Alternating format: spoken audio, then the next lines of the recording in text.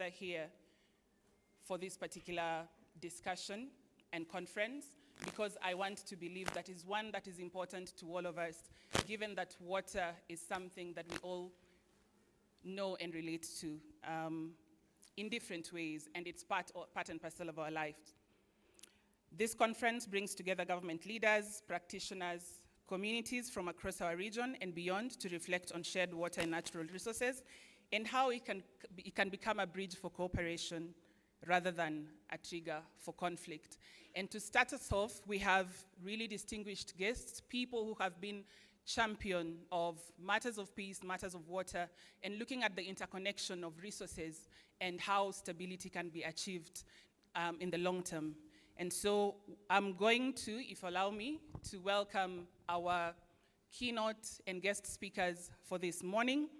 And as I mention their name, I would kindly request that you do come up front. I will mention their names. I'll mention their names in the order in which they're going to speak. So this morning's session will be started off by the Deputy Ambassador from the Embassy of the Netherlands, also representing the Water, Peace and Security Partnership. Jaco, most welcome, sir.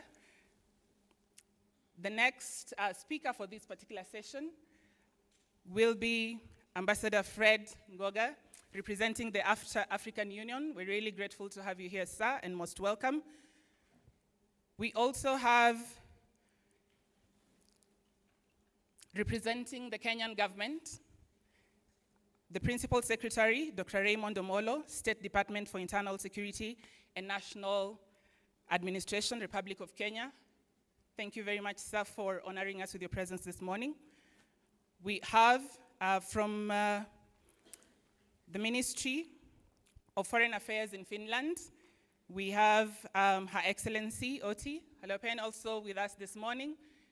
Thank you very much. We're grateful to have you this morning and look forward to your remarks. We will also have a keynote speech delivered by Dr., and forgive me if I don't get the name quite right, Dr. Madedo Nese from Senegal, Dakar Water Hub. Thank you very much, sir, and welcome. And finally, we'll be greatly honored to hear the inaugural address from someone who's been a champion of water and peace, His Excellency Nana Addo, the former president of the Republic of Ghana. Welcome, Your Excellency. Yes. Yep. A round of applause, please.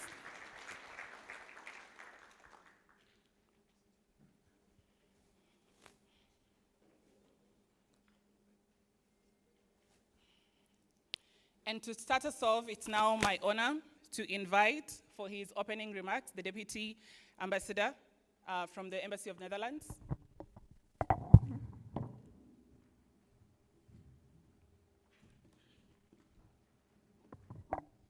Thank you so much, and a very warm welcome and good morning to all of you. Of course, I will say good morning also in the language of Kenya and Nairobi. Habari za asubuhi to all of you.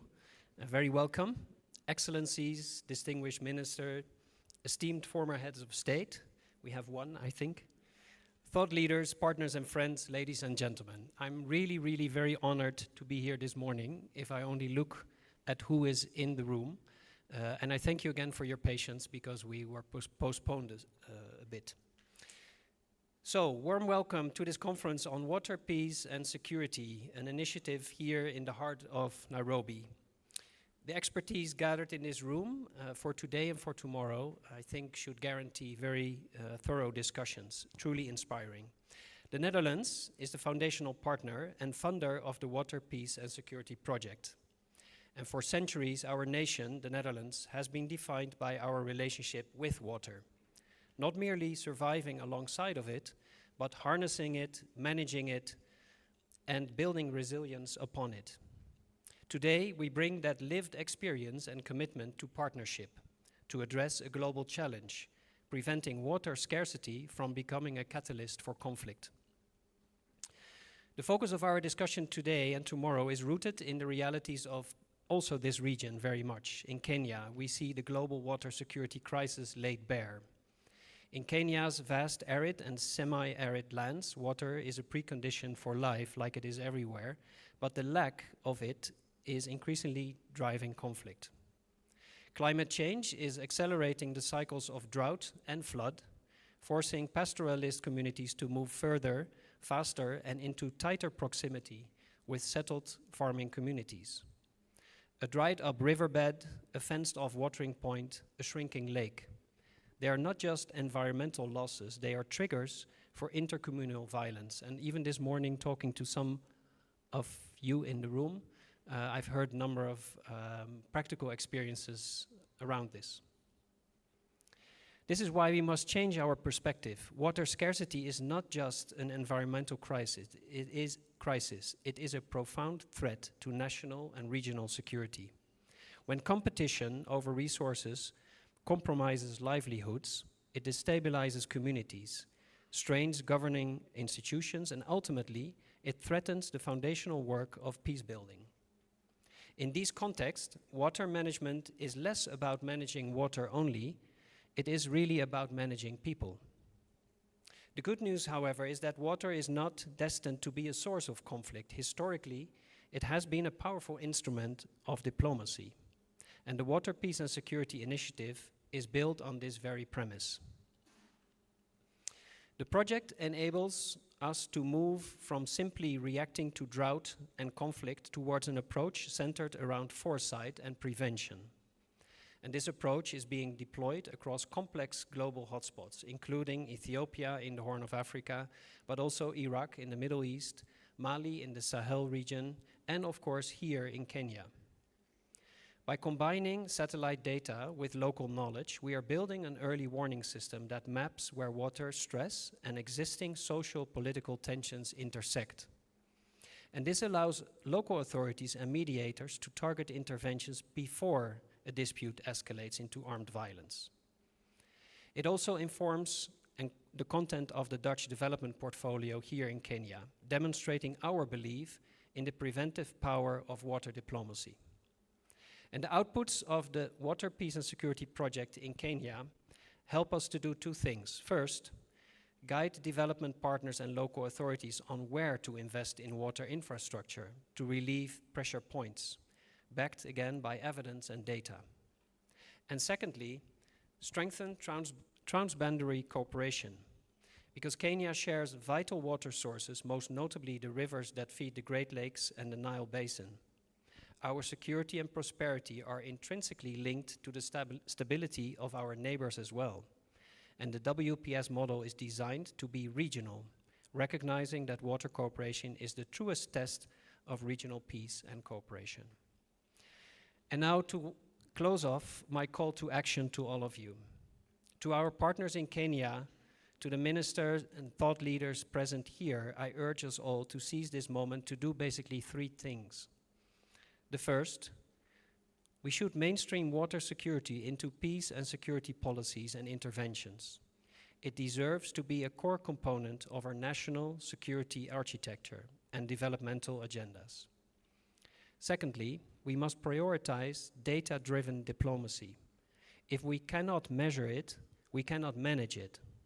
And for us all to benefit, it is crucial to commit to sharing water management data across ministries and across borders, supported by some of the tools that this project provides. Third, and finally, we must invest in locally managed, peace-positive water infrastructure. This means projects that are jointly planned, jointly managed, and serve as shared resources that build interdependence and not isolation. The future of peace in this region may very well depend on how wisely we manage our water today. And the Kingdom of the Netherlands is honored to walk this path of partnership with you, investing in data, dialogue, and diplomacy, with a commitment to make water an instrument of peace across Kenya and all of East Africa. I wish you very fruitful discussions today and tomorrow, and I thank you very much for your attention. Asanteni sana.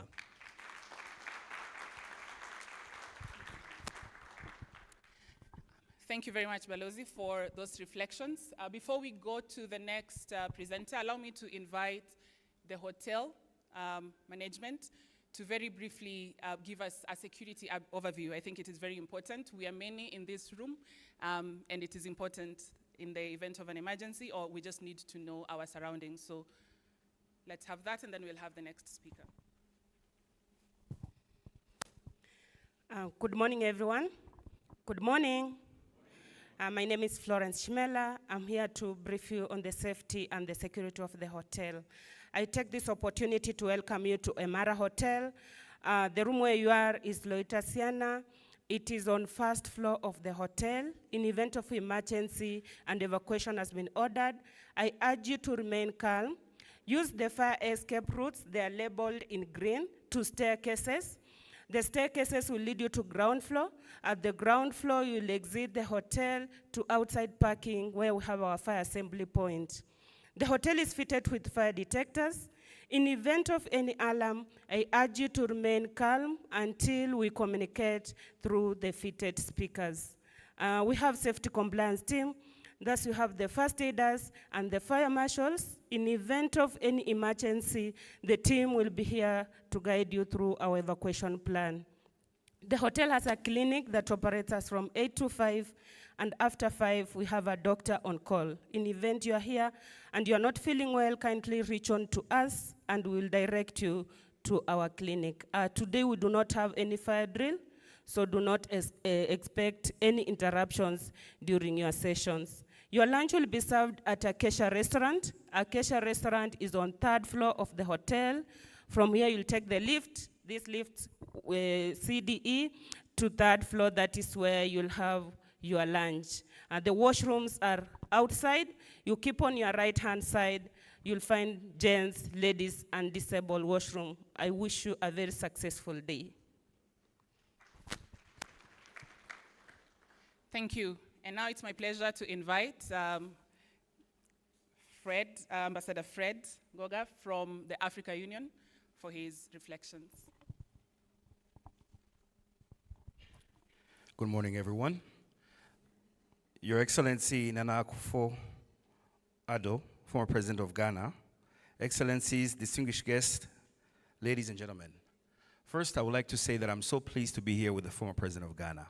He may not remember, but a couple of years ago, the African Union launched what we called the Continental Structural Vulnerability Assessment.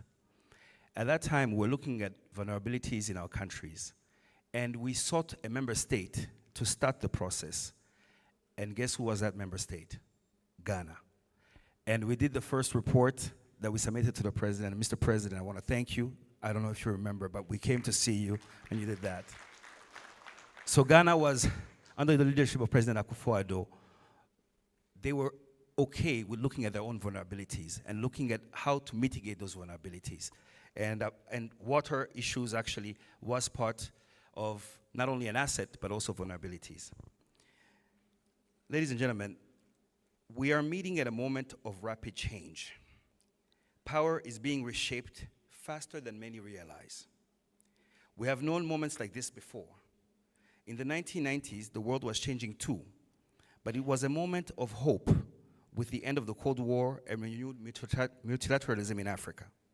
In Africa, the winds of change were blowing as well.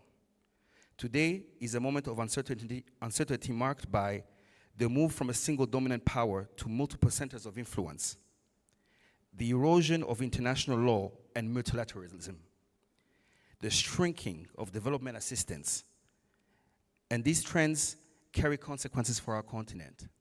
When we are dealing with issues related to water or when we are dealing with conflicts, these issues have affected us. Did you know, for example, that on the African continent we have more than 100 border disputes? Just in the IGAD region, we have about 22 border disputes, and most of them are linked to natural resources. As a matter of fact, in our department, we like to joke and say, show me a conflict and I will show you natural resources in dispute. So these trends, like I said, carry consequences. As violations of international law multiply, Africa could again find itself on the receiving end. Imperfect as it was, the multilateral system gave Africa a seat at the table, a chance to build coalitions and defend its interests. As it erodes, so does that space. The weakening of international solidarity is already straining budgets and livelihoods, but this is also a moment of possibility. Number one, as the global order is being reshaped, we must not be bystanders. When the UN was founded in 1945, only 3 African states were present. We cannot afford to be absent again. In a multipolar world, we have options, but only if we act coherently. The decline in aid is a wake-up call, reminding us that we cannot keep depending on others to fund our priorities, including the management of water. We cannot talk about global relevance if Africa remains divided, conflict-ridden, and poor. And here's the good news. We already have the foundations with, for example, Agenda 2063, which gives us a shared vision, the AU PSC protocol, the Continental Free Trade Agreement, the ACDG, APRM, and other tools provide a robust normative base. The challenge is no longer about drafting new frameworks, but implementing existing ones. This must sit at the heart of the continental agenda, and this requires 3 things. Number 1, leadership and political will, to be generated through creativity, accountability, and sustained engagement. Revitalizing the AU as the vessel of African agency. The AU must again become the place where our leaders debate, decide, and act together. Lastly, unity, not as nostalgia, but as the price of relevance. Let me come back now to the issues of water. Africa is a continent of vast rivers and lakes, yet it faces the most pressing water-related challenges.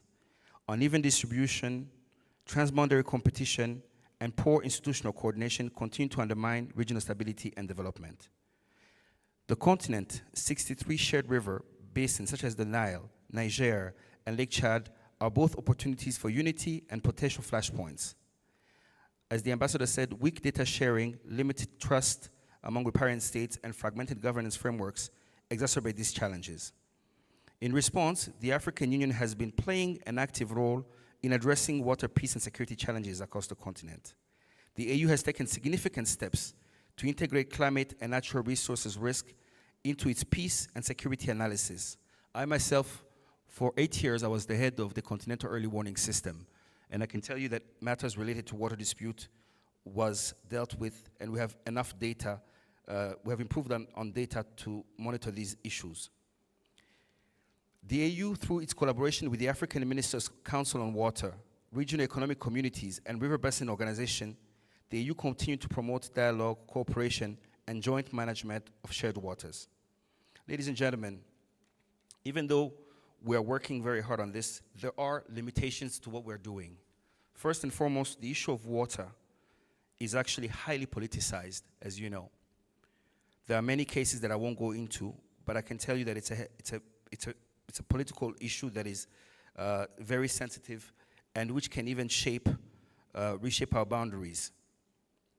I said earlier that we have 100 border disputes. Did you know that today, with the erosion of international law, even the boundaries that we inherited at independence are being challenged?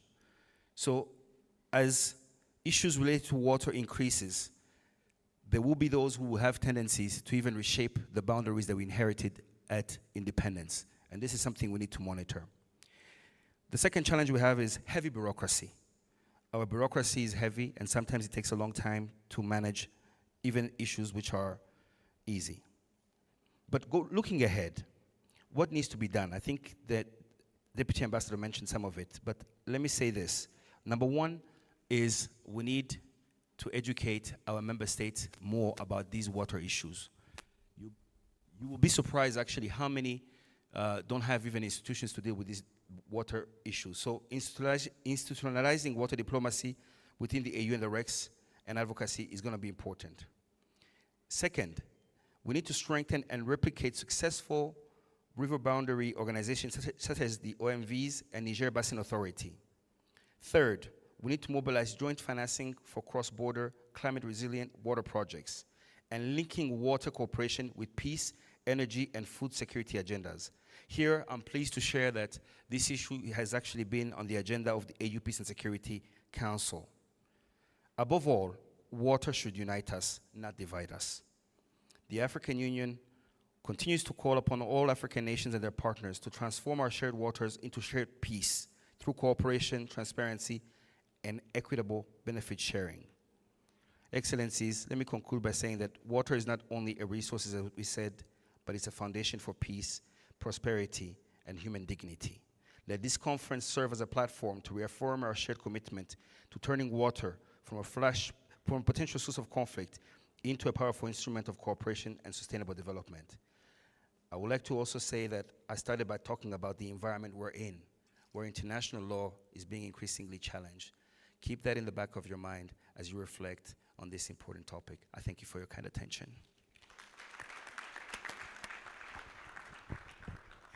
Thank you very much, Ambassador Fred. And now, representing the government of Kenya, allow me to welcome the Principal Secretary, State Department of Internal Security and National Administration, Dr. Raymond Omolo.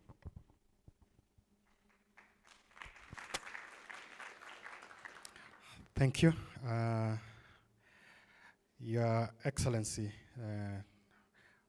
Nana Addo Akufo, the former president of Ghana, ambassadors, excellencies, colleagues, participants, good morning. Good morning once again. It's my distinct honor to welcome all of you to Nairobi on behalf of the government of Kenya for this pivotal conference that is looking into matters to do with water, peace, and security. And as a host, we are renowned for our warmth, diversity, and hospitality. And we take a lot of pride in being among the most hospitable people in the world, always eager to share our culture, our landscape, which are best exemplified by the Nairobi National Park, the only wildlife park in the capital city in the world.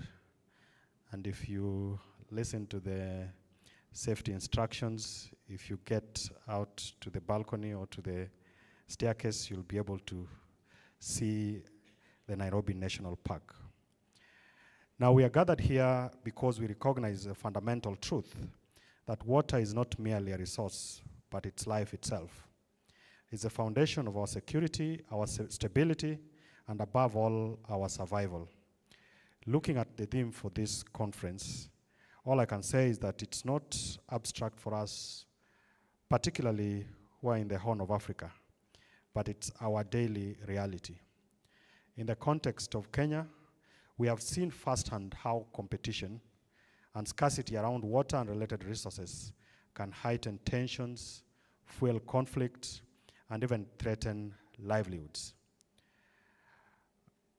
If you look at how the country is structured, whether you are coming from the north, you are looking at what is happening in Turkana, you go down to the coast, to the south, all the way to Narok, Kajiado, and across, the biggest source of conflict is natural resource, and it's primarily water.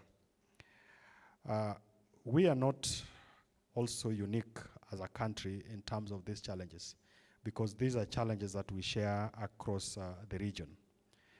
And if you look at those who are close to us, if you look at the situation in the Karamoja region, which stretches into Uganda, the border on the western side of Kenya with Uganda, there's always been competition for cross-border water points and pastures. And this has constantly fueled cycles of pastoralist conflict.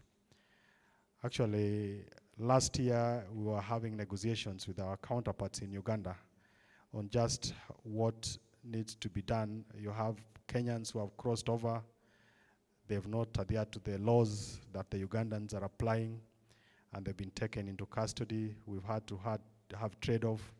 Our president has had to engage his counterpart on the Ugandan side, and so it's the story across the region. There have been also disruptions in fisheries, in farming. Pastoralists, particularly around Lake Chad, have put severe strain on inter-community relations, illustrating how water insecurity can exacerbate border insecurity. These are not merely environmental challenges. They are matters of human security as well as national cohesion. And these experiences remind us that we need a coordinated multi-agency approach, one that integrates water governance, national resource management, peace building, and cross-border collaboration. Only then can access to water become a pathway for cooperation rather than a trigger for conflict.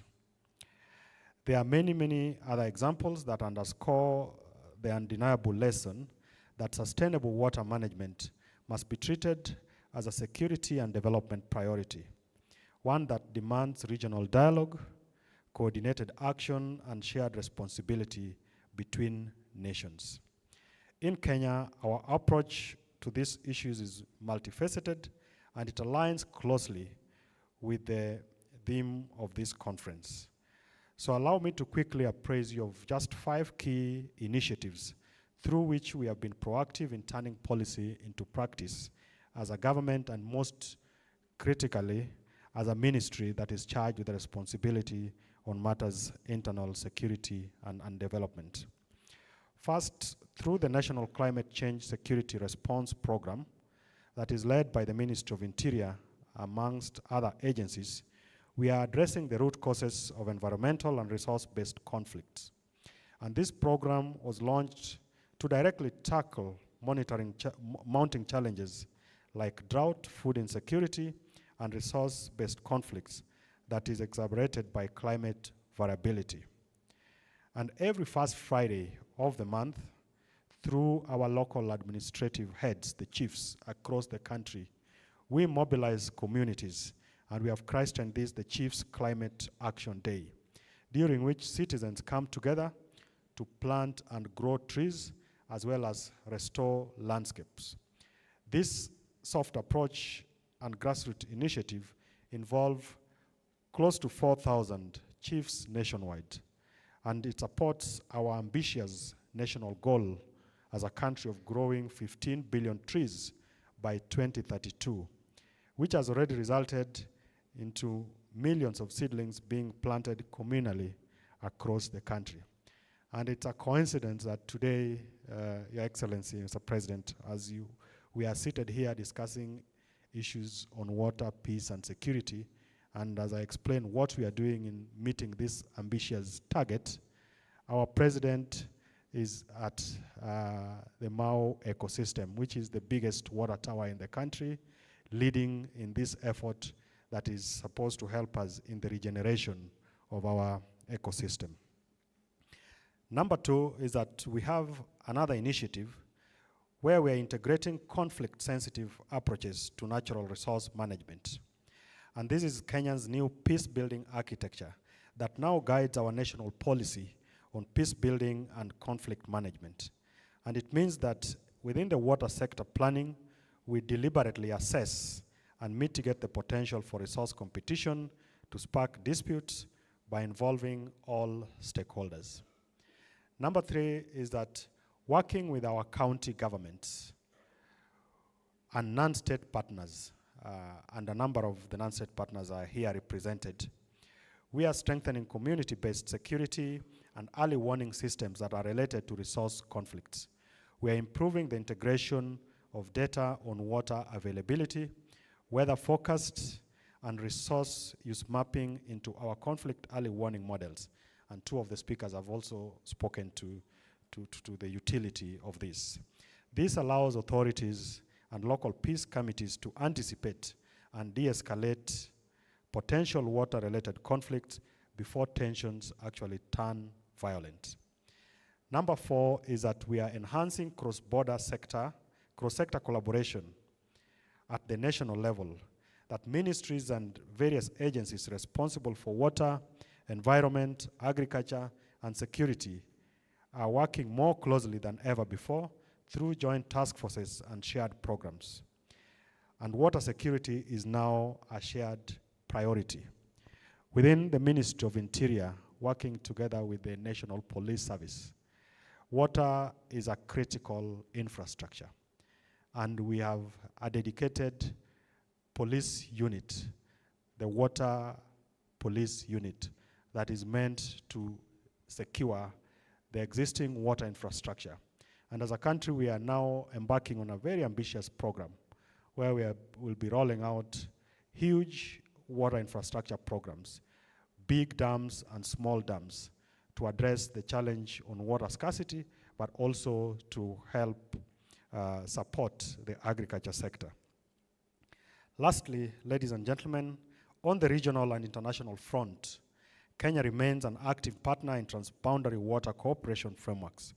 For instance, in the Lake Turkana Basin, which we share with Ethiopia, we have been working through the bilateral commissions and IGAD initiatives to improve security and sustainability or sustainable use of the resources within Lake Turkana.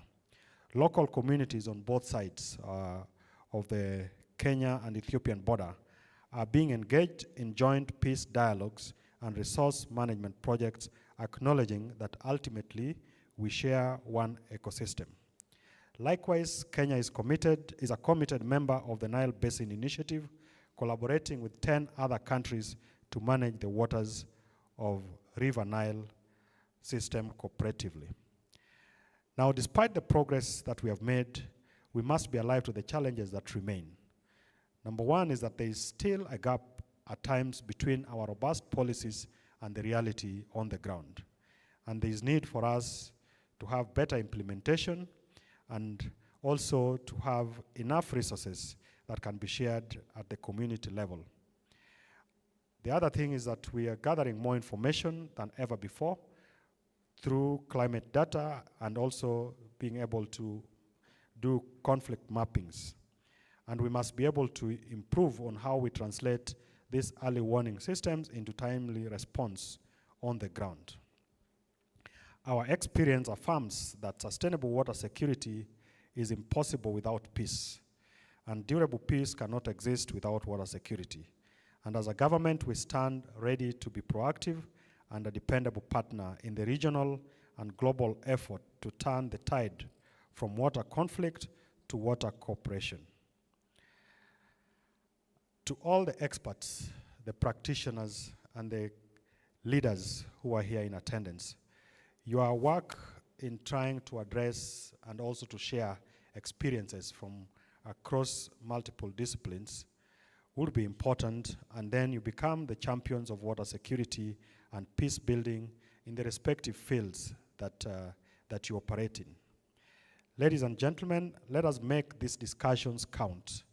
Let us make or ensure that every child, every farmer, every herder, and every mother in Kenya, across Africa, and around the world can look to water not as a source of fear, but as a foundation for peace and security.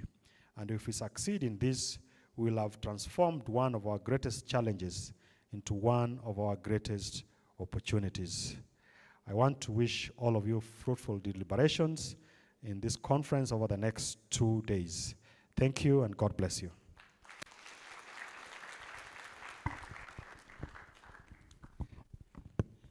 Thank you very much, sir, for those reflections. We also want to take this opportunity to thank the government of Finland for the continued support in matters water, peace, and security.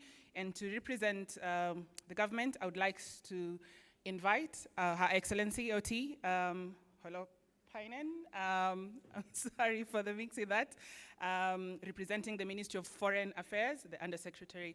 Thank you very much for joining us today. Thank you. Excellencies, ladies and gentlemen, we are here because we share a belief that water is not only essential for life, it is essential for peace. Finland is proud to be part of this dialogue, and I'm honored to share our perspective on how water, peace, and security intersect, and how we can shape the path toward the 2026 UN Water Conference. As was already said, we are witnessing an era of profound global turbulence, an era in which wars and conflicts continue to inflict human suffering and destabilize countries and regions. These challenges are further aggravated by the far-reaching consequences of climate change and biodiversity loss, which together threaten the very foundations of peace, security, and sustainable development. Finland is committed to finding solutions to these challenges in cooperation with our international partners. While we are honored to serve as a long-term major supporter of the African Union's peace mediation efforts. Finland's own international water strategy, the so-called Finnish Waterway, guides our work until 2030. It focuses on 3 priorities. 1, water for sustainable development. We promote integrated water resource management and circular economy solutions. 2, water for people. We advocate for equitable access to safe drinking water and sanitation, especially in fragile contexts. We emphasize water supply and sanitation as human rights. 3, water for peace. We use water diplomacy to prevent and resolve conflicts and to support peace processes globally. We see water as a strategic tool for peace building. Finnish water diplomacy platform brings together ministries, researchers, and civil society to support mediation and dialogue in water-related disputes. We have also developed a conflict analysis tool to assess risks and opportunities in transboundary water contexts. This tool has already been used in several transboundary cases. Ladies and gentlemen, the African Union's theme for 2026, assuring sustainable water availability and safe sanitation systems to achieve the goals of Agenda 2063, could not be more relevant. Water is life, but it is also a matter of peace and security. When access is unequal or resources are strained, it can deepen tensions and instability, but when managed equitably, it fosters cooperation, trust, and prosperity. The themes of this conference resonate well with Finland's priorities. First, transboundary cooperation at the heart of our water diplomacy. We believe that shared waters should unite, not divide. Second, climate resilience is non-negotiable. We support water-smart infrastructure and nature-based solutions to reduce water-related risks. Climate change is seen not only as an environmental issue, but also as a security concern that can exacerbate resource conflicts, disrupt infrastructure, and threaten food and water supply chains. Third, Finland's water diplomacy is rooted in inclusivity, engaging youth, indigenous peoples, and the private sector, recognizing that sustainable peace demands broad participation. This principle also guided our joint support with the African Union for this conference, ensuring diverse voices are represented. Climate, equality, and gender are closely related here. It is women, children, and vulnerable groups that usually suffer most in natural disasters such as floods and droughts. To mitigate these risks, we promote climate adaptation measures, sustainable land use planning, and the protection of biodiversity. And it is absolutely a priority for Finland to promote the Women, Peace and Security agenda. We are strongly supporting and participating in the work of Women in Water Diplomacy Network. Inclusion of women is important as women are disproportionately affected by armed conflicts, and we need to make sure that women are also involved as agents, as negotiators, witnesses, mediators, observers, and signatories to peace accords. These themes are not abstract, they are actionable, and they align with our commitment to SDG 6 and beyond.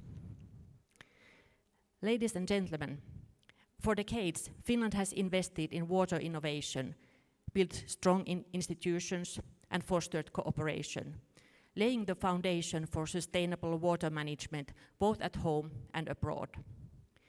Today, the world is home to over 310 major transboundary water bodies, yet most still lack formal agreements between neighboring countries. This highlights the urgent need for structured and cooperative governance. Finland is a proud supporter of the UN 1992 Helsinki Water Convention and the UN 1997 Watercourses Convention. Valuable experience on transboundary water cooperation worldwide has been consolidated under the institutional structure of the Water Convention. And together, these frameworks provide the legal backbone for peaceful, equitable, and sustainable transboundary water cooperation.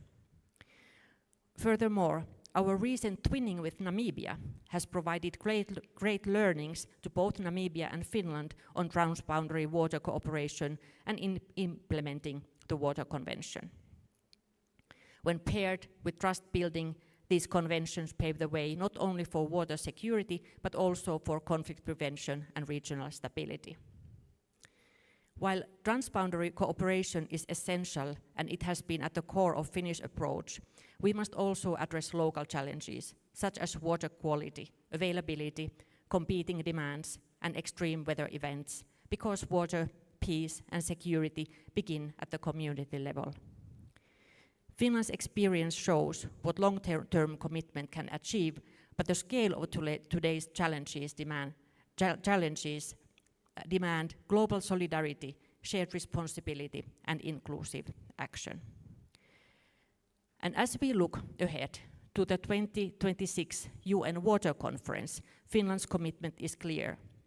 We aim to elevate water on the global peace and security agenda, contribute our tools, expertise, and political will to shape impactful outcomes, and support a transparent, inclusive, and science-based process under the leadership of the co-hosts Senegal and the United Arab Emirates. We aim to see new transboundary water agreements signed at the conference, turning political will into binding cooperation between riparian nations. We also wish to see the creation of new joint bodies, whether for rivers, lakes, or aquifers. We are convinced that joint bodies will strengthen governments and ensure shared responsibility for water resources. Furthermore, Finland sees that adopting basin-wide strategies, climate adaptation plans, and sectoral water use frameworks will help align national efforts with regional sustainability. The conference provides for sharing best practices. And finally, we expect new transboundary water projects and investments to be announced at the conference, supported by both local and global funds, turning vision into action. In line with our commitment to advancing water cooperation, Finland has expressed its interest in co-chairing in the conference Interactive Dialogue 4, Water for Cooperation. We look forward to deepening collaboration on this vital topic with many of you in the years to come. And in closing, Finland stands ready to collaborate, mediate, and innovate. Let us join forces to transform water from a source of risk and vulnerability into a wellspring of resilience, and from a potential trigger of conflict into a powerful foundation of peace. Thank you.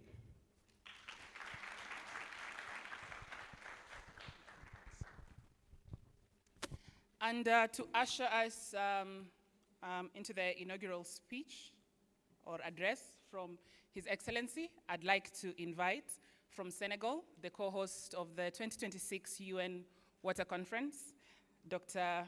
Madiodio, I hope I spelled that right, Nese, from the Dakar Water Hub for the keynote speech.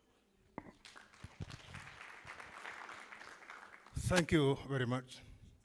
Yes, there is a presentation. I think I don't, how do you have the remote? But before I start, let me thank the organizers for having invited the Dakar Water Hub to take part in this meeting. And I would like to express my appreciation to be here. And so I think I have to, as an African, to also pay tribute to former President Nana Akufo-Addo for what he has done for his country, but for the continent. He's a person who arrived to power democratically elected, who have exercised power democratically. When the time has arrived, he have handed over democratically to the elected president. And more importantly, since then, as a proud Ghanaian, he is still living in his country, respected by his fellow citizens. So you have done it for Africa, you have done it for the entire continent. Thank you very much. I had to say that. And say a few words about the Dakar Water Hub. It is an initiative of the Dakar Ministry of Water about 5 years ago, after the World Water Forum organized in Dakar. It was in order to create space for strategic thinking about the future of how to respond to the future challenges of water, not only in Senegal, but also in the continent. And the initiative is also jointly carried out, not only by the Ministry of Senegal, but also by the Senegal River Basin Development Authority, OMVS, and the Gambia River Basin Authority, which is also OMVG. So that is important to mention it first. This is a presentation with many charts and maps, and I think probably it's better for me to be here and to sit with you. I don't know whether they have to sit here, but it is very important, probably. It is very illustrated presentation. So, when I have remote control, where's the remote? Probably have to do that as a previous teacher. I've done it. Okay, the presentation, the lesson, the speech about lessons we have learned from the Dakar Initiative as on experiences of the continent dealing with conflict risks and opportunity for cooperation around shared waters. It's coming. Is it convenient if you sit here? Where's that? Yeah. I think I'd like to invite your... Yeah, it's probably it's better. So the thing is like so you need to Where is my remote? Then? yeah. Explain. Where is it? Yeah, this one. Where's the remote? This one. Where's the computer? It's over there. Yeah. The signals are over there. Where is it? Okay. Okay. I think it's not working yet. Where is the computer? Oh, it's too very far away. Huh? Somebody can move it for you? No, if it does, it will take a lot of time. If done that way, it will take a lot of time. Okay, but should I get there? I don't know. Probably, if I get there, it's not a problem.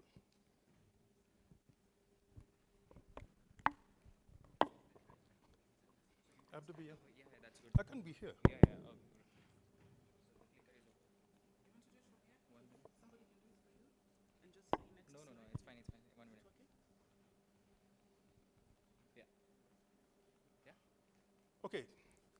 The structure of the speech here is around 3 areas. First of all, to see what are the key distinctive characteristic features of the continent related to efforts to address emerging water governance challenges, especially around shared water courses.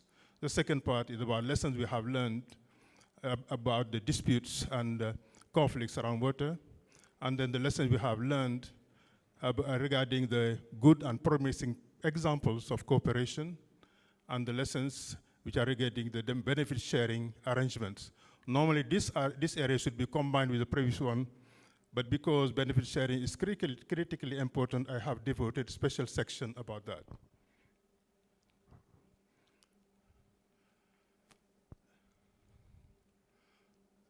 Okay, this is based mostly of the first work we have done as part of the Dakar Water Hub, which is the publication on the emerging challenges, and I will respond to that. And these are collective work that are done by the Dakar Water Hub, as I mentioned. We have looked at a number of cases. In green, you have the best practice examples we have looked at in the continent. In black, you have some of the conflict examples of the cases of conflicts. And then we have tried to compare also the Nile Basin and the Niger Basin in order to see what are the common features and also the differences. The first section about, for example, some key features of Africa. many do not realize, but probably this you don't see, this is the SDGs, the progress of the continent in SDGs, especially regarding access to safe drinking water. You see the continent is lagging behind every other part, every other continent. When you look at also the other part, which is about the irrigation, that also you see the continent is lagging behind every. When you look at, for example, the development of water resources, the development of large dam built in the continent, you have looked at the existing about 60,000 large dams that exist in the world. You see that here also only 3% are in Africa. You see, the number of large dams in Africa is equal to the number of large dams in South Korea. So you see that we have really invested very little in that. The same way, if you look at the installed capacity, hydropower capacity in Africa is also very, very low compared to all other continents. When you look at the availability of renewable resources in Africa, you will see that it is very, very low, especially contrary of what many people think, that Africa is a water-rich continent. No, it's not. It's in fact one of the poorest, but the continent had the smallest water endowment. The only continent which have less is Oceania. So you know that it's only 9% of the total water resource availability globally. This is very important to keep in mind. And the other one, so if you put in the per capita term, it would be clear how little we have in Africa in terms of water resource availability. These are some of the features. And you have also key additional features, is including, for example, the fact that we have constellation of weak states. We have 54 states in Africa sharing all these resources. So for each country to be able to develop its own resources is very, very difficult because these are very, very expensive type of infrastructure.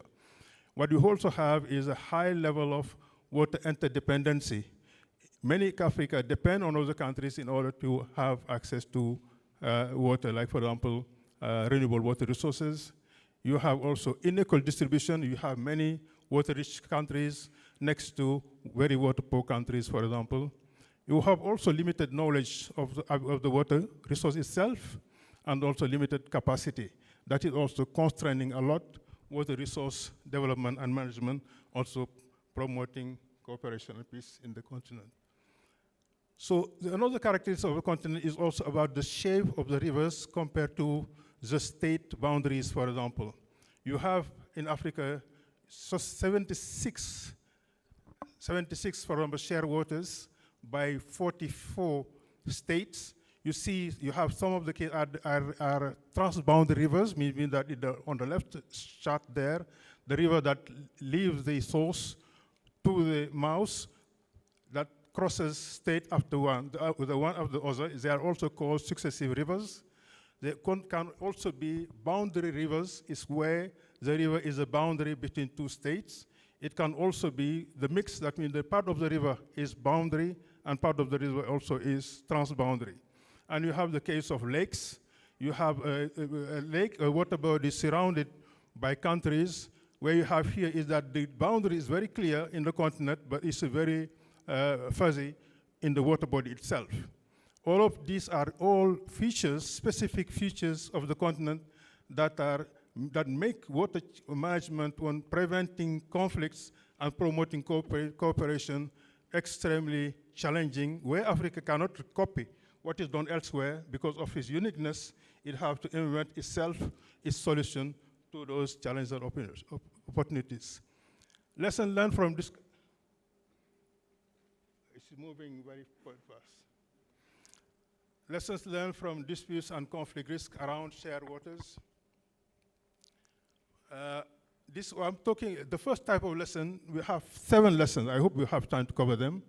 The first lesson is the fact that many of the interstate disputes referred to as water conflicts, they in fact relate to contested boundaries in or along the channel of the rivers. You have this example, for example, I don't know whether we can be able to show it. This island I'll put it.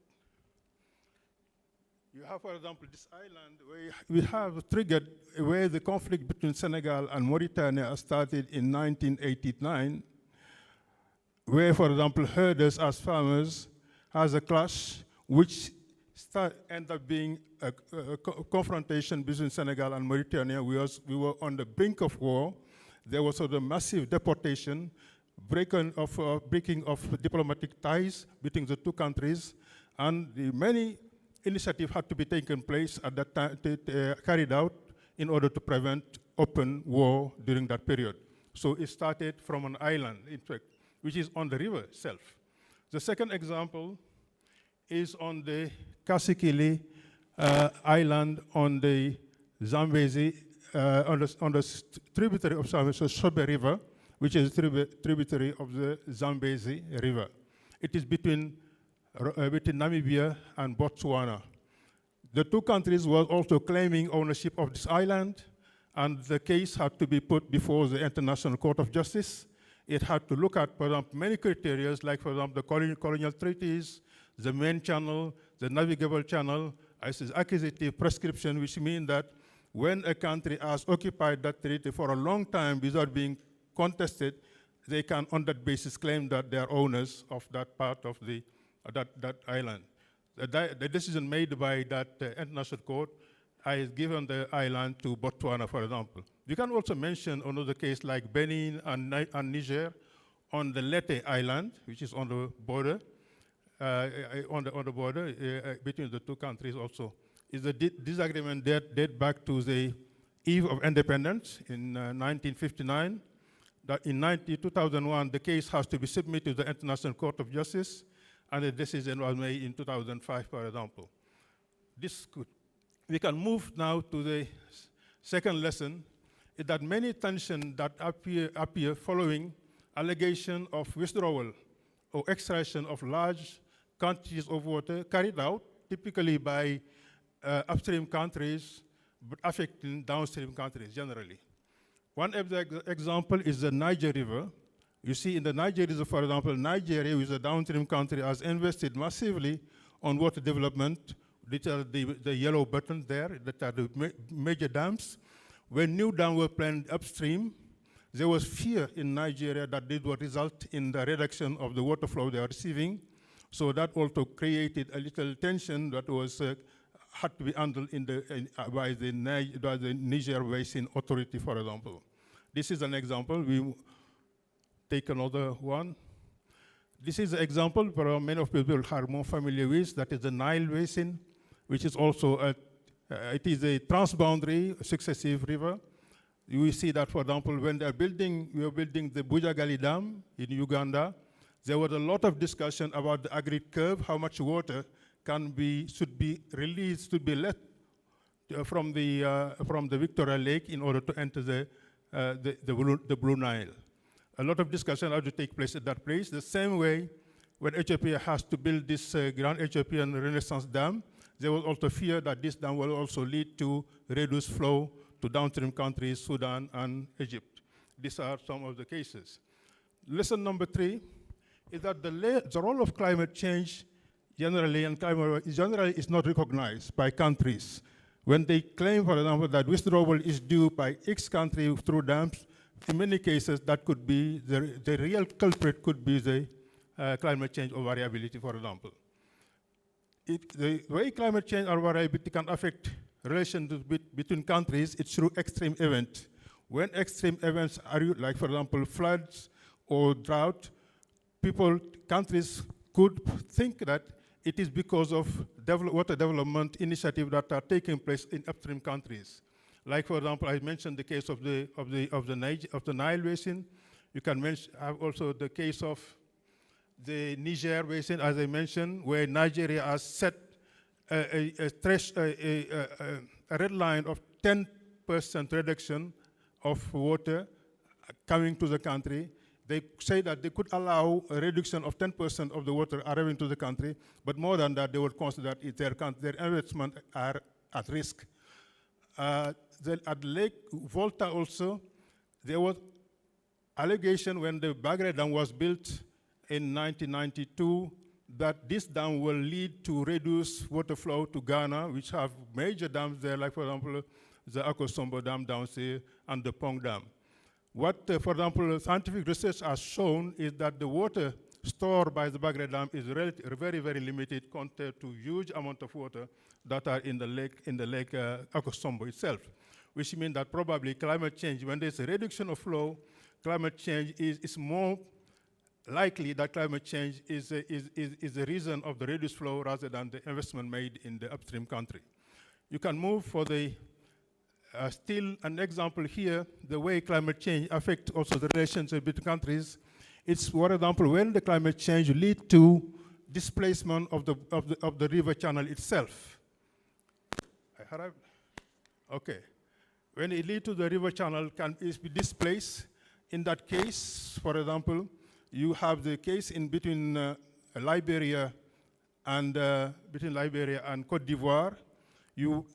Many people consider that the river, which used to be the border, is displaced toward the Ivorian territory, which means that it's expanding the territory of Liberia. That's one example. Another case is also the Lake Chad case. The Lake Chad shrinking is in fact one of the most known examples of how climate change affects water resources. You see, from the 1960s to 2000, the lake has shrunk by 90%. What is important to note is that when the lake was receding, the people who are entirely dependent on the lake, like on the fisher people, they follow the lake, the receding lake. In that process, for example, you see the fisher people from Nigeria had to follow the lake, receding lake, and they end up being in the territory of Cameroon, for example. This was part of the tension, the dispute between Cameroon and Nigeria on the ownership of the village where these fisher people were installed at the direct village. It had to be also put before the International Court of Justice that gave the island back to Cameroon. These are lessons from good examples. I will not be able to expand away because of lack of time. What you see that you have cases of dams that are built on the river, like the Jama Dam, or you have in the Senegal River, or you have, for example, the Kariba Dam between Zambia and Zimbabwe. What is important is that when you have this type of dam, it creates a very solid relationship between the two countries because they don't have any choice than to create a mechanism to continue to cooperate. Even if they are at war, like for example, between Zimbabwe and Zambia, they had to still put in place a mechanism to continue to operate the dam.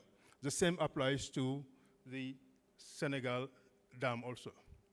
I take another example of cooperation. It's very difficult to promote cooperation in transboundary rivers itself, like the Nile or Niger, but it's possible to have what you call the common infrastructure, where the dam itself or infrastructure, it's co-owned by the many countries. For example, you have this is an initiative that is promoted a lot in the context of the Senegal River Basin, where a dam, whether it is located entirely in the territory of Mali or not, is a co-ownership of all riparian states, for example. And you have, in that case, other examples that could be carried out. As I mentioned, the Kariba one is an example. What you have also the benefit sharing arrangement, probably I will finish with that last example, where you have, for example, this concept. I move to benefit sharing probably because that is where you have benefit sharing is where you have, it is an arrangement through which, for example, the countries that share a river basin cooperate to generate and equitably distribute the benefits, not the water itself as a resource, but the benefit derived by the development of water resource itself.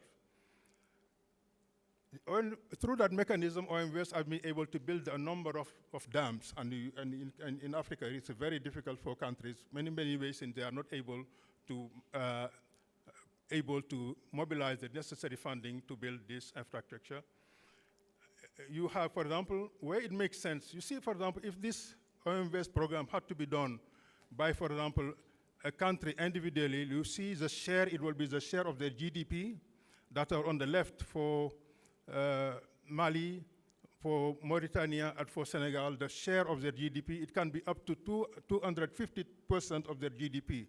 But if they put their resources together, it will be about 30% of their GDP itself. So it makes sense for the countries together to jointly have an initiative of benefit sharing.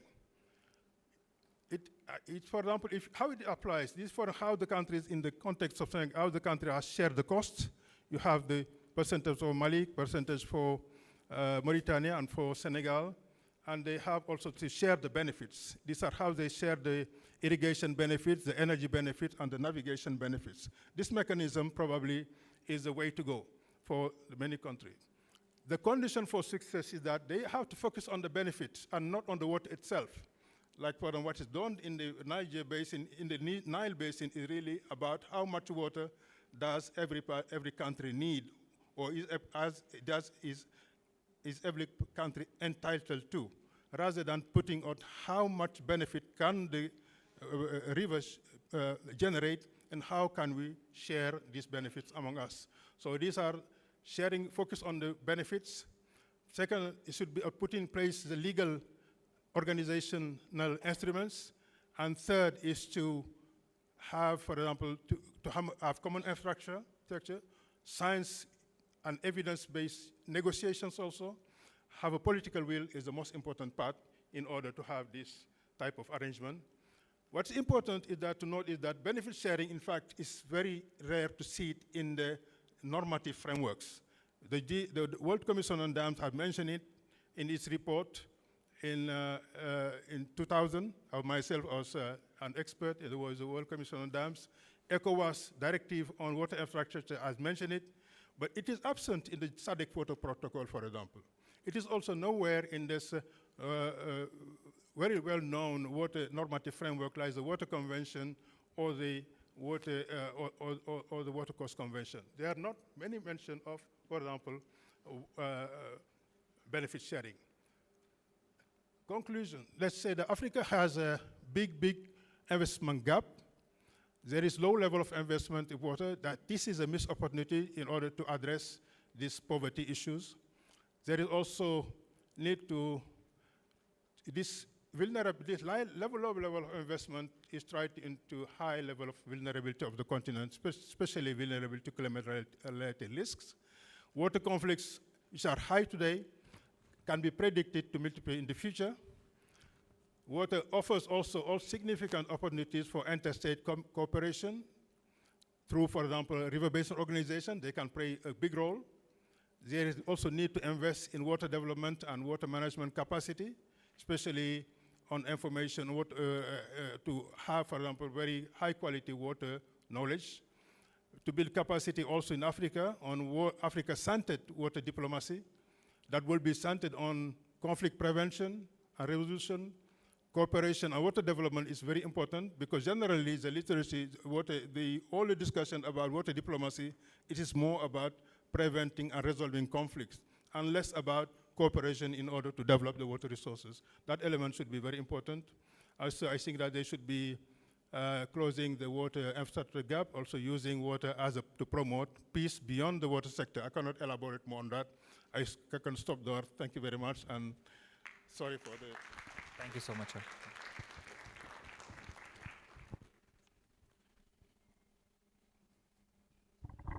Thank you very much, Dr. Amadeo, for putting us in the frame of what's happening all around us and some of the things that we see is needed, both from data and the research that has been done all across Africa. I want to take this opportunity to once again thank all our distinguished guests for their reflections, and may I ask the room to give them a round of applause, please. I think we've now come to a very special moment of this session, and that sets the pace for the next 2 days, the inaugural address of the International Conference on Water, Peace and Security. It's my distinct honor to invite His Excellency, the former President of Ghana, Nana Addo Akufo. Thank you very much, Your Excellency. Thank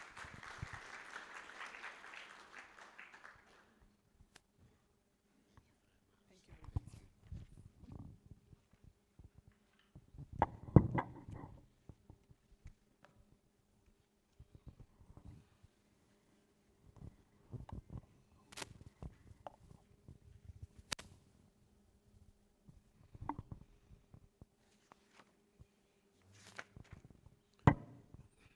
Excellencies, distinguished delegates, ladies and gentlemen, let me begin by thanking the organizing committee for the honor of inviting me to serve as patron of this important international conference on water and peace.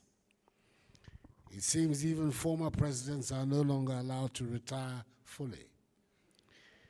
Perhaps the retirement age is quietly being extended.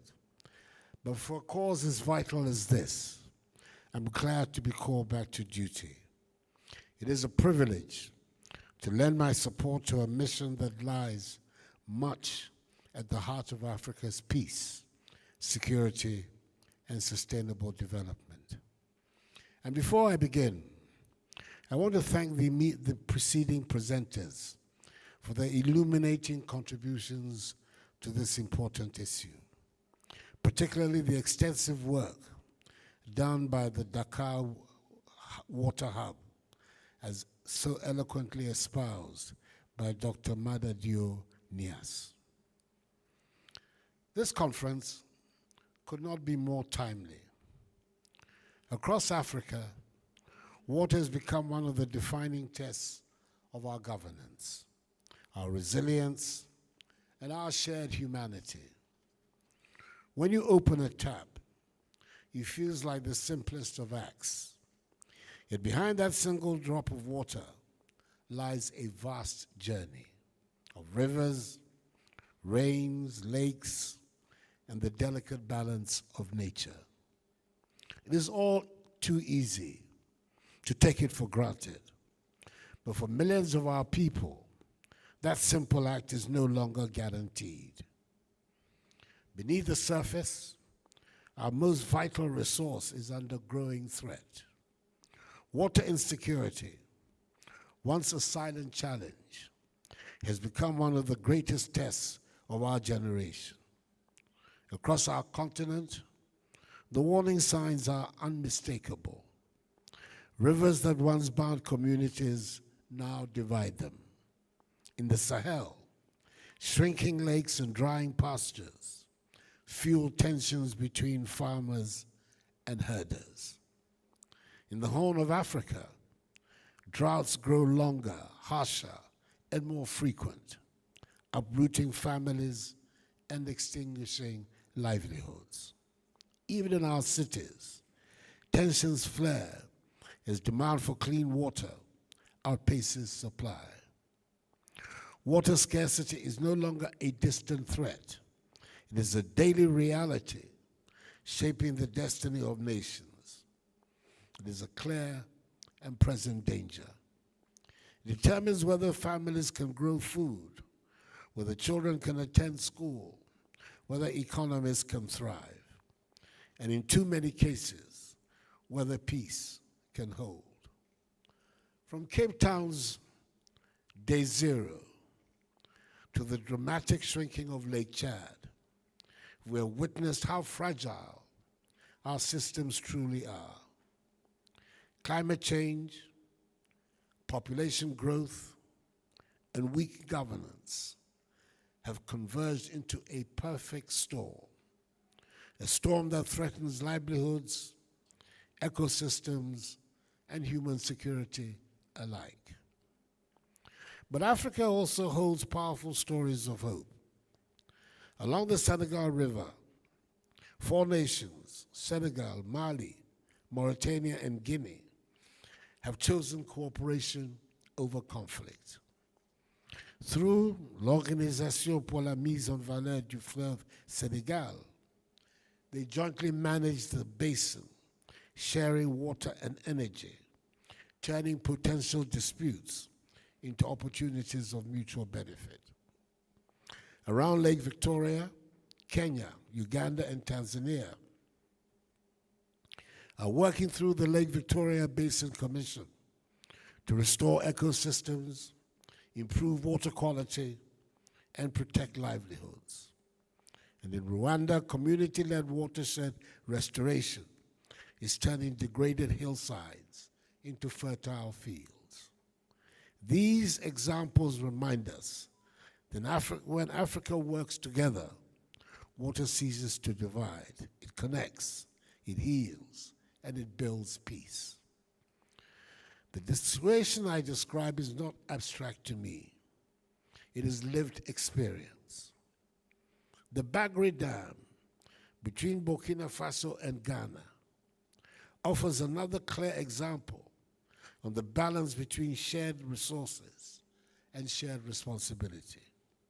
Each year, its controlled spillage floods northern Ghana, disrupting livelihoods and damaging infrastructure. Yet within this shared challenge lies a unique opportunity to share data on the spillage, strengthen cooperation, promote dialogue, and build resilience across our joint border. Again, for centuries, the peoples of Guinea, Mali, Niger, Benin, and Nigeria have up till now responsibly managed beneficially and peacefully the flow of the great river Niger, which runs through their nations. Across our continent, few examples capture both the promise and peril of shared water as vividly as the Nile Basin. Stretching across 11 nations, the Nile sustains hundreds of millions of Africans. It also tests the limits of regional solidarity. The construction of the Grand Ethiopian Renaissance Dam has brought long-standing sensitivities to the surface, which threaten a great escalation of tension and armed conflict between Ethiopia and Egypt. There is a need to choose dialogue over division and cooperation over confrontation. These stories, from the Bagre Dam to the Nile River Basin, reminds us that Africa's water story is not just one of conflict or crisis. It can also be a story of resilience, innovation, and the enduring will to cooperate.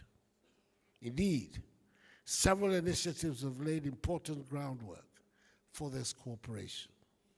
The African Water Investment Program, the World Bank's Cooperation in International Waters in Africa, and the Team Europe Initiative on Transboundary Water Management have each played vital roles in strengthening partnerships, enhancing data sharing, and promoting sustainable basin management.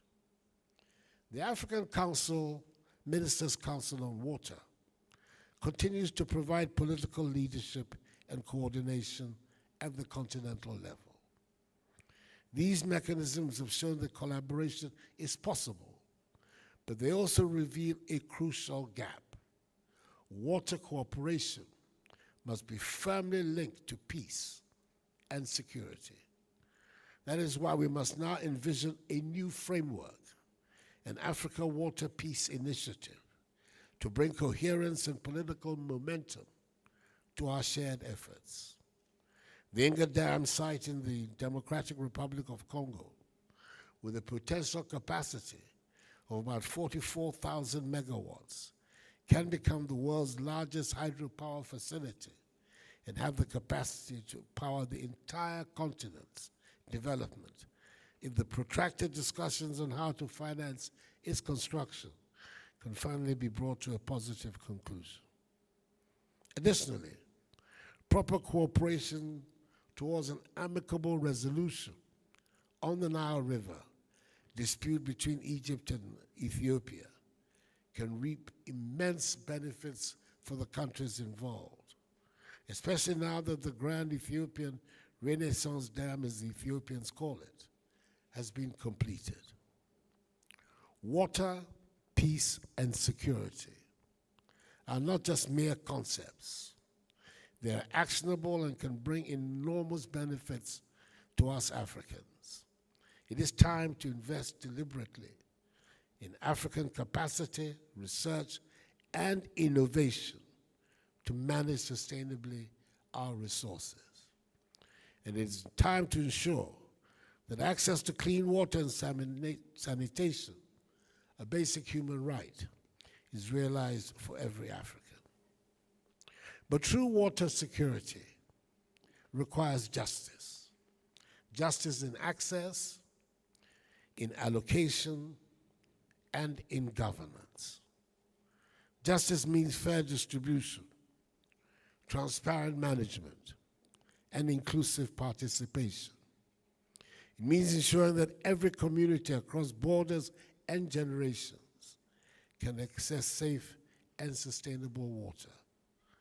For peace cannot flow where inequality runs deep. Technology offers us new hope. With satellites, sensors, and artificial intelligence, we can forecast droughts, monitor river flows, and plan fair allocation of water. The tools exist. What we need now is the political will and the shared vision to use them for the common good. So as we gather here in Nairobi, let us make this moment count. Let us ensure that every drop of Africa's water becomes a drop of hope for peace, for prosperity, for security, and for the generations to come.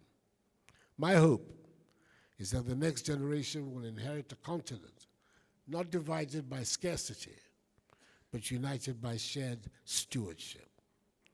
Let this conference be more than an event. Let it be a turning point. Let us leave here committed to policies that are just, partnerships that are genuine, and a future where every drop of water counts for peace and security for our people. And thank you for your attention.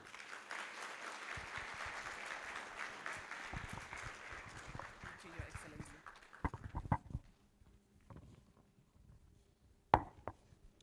Thank you very much, Your Excellency. Can I hear another round of applause?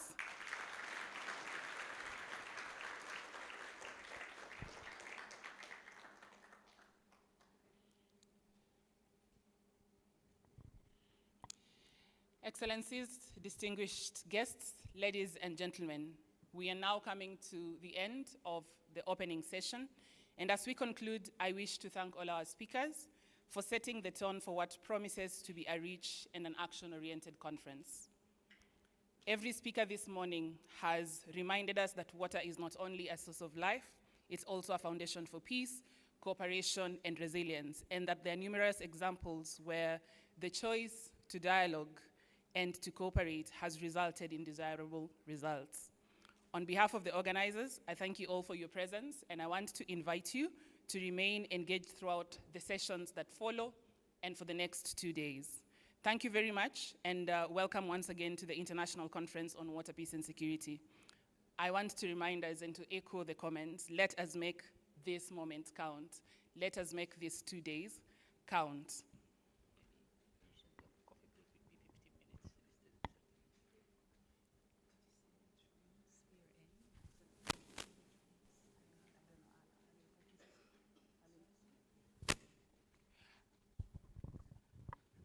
Good morning, ladies and gentlemen. I'd just like to say that the rooms will be divided, so we're going to stop for some coffee now. We'll have a 10-minute break, I believe. And this area will be room A. Room B will be where you're sitting at the back at the moment. And room C is on floor 4. It's on the 4th floor. You take the lift, go straight ahead, past the toilets, towards the end. It should be signposted, I will check. Thank you very much. And in case you need further guidance, the team remains available and will guide you. Now, as we leave, we're going to have 15 minutes break. I think tea is served. You will go through that door. For our distinguished speakers, I'd like to ask that we will get out through this door. We will have a group photo that is set up outside here, together with the Water, Peace and Security Partnership team. So the Water, Peace and Security Partnership team, make sure you are in place for the photo session, and then we will come back after 15 minutes. Please, let's take 15 minutes so that we are able to keep the time that we need. Thank you very much.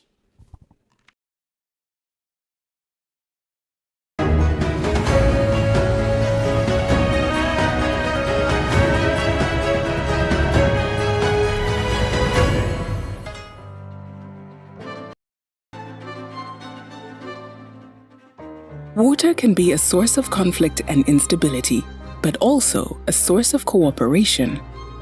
In 2018, the Water, Peace and Security WPS partnership formed to harness water cooperation as a peace-building tool.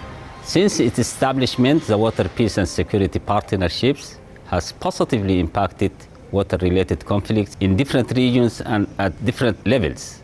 This has been done through cutting-edge technology, capacity building, and active stakeholder engagement. The Water, Peace and Security Partnership is a consortium of 6 partners: IHE Delft, Delegates, the Hague Center for Strategic Studies, International Alert, Wetlands International, and the World Resources Institute, funded by the Netherlands Ministry of Foreign Affairs. In 2019, the WPS partnership launched the Global Early Warning Tool. We developed the global tool over 4 years ago in order to help people understand where places around the developing world are likely to see conflict. And we've developed machine learning algorithms for these models that are based on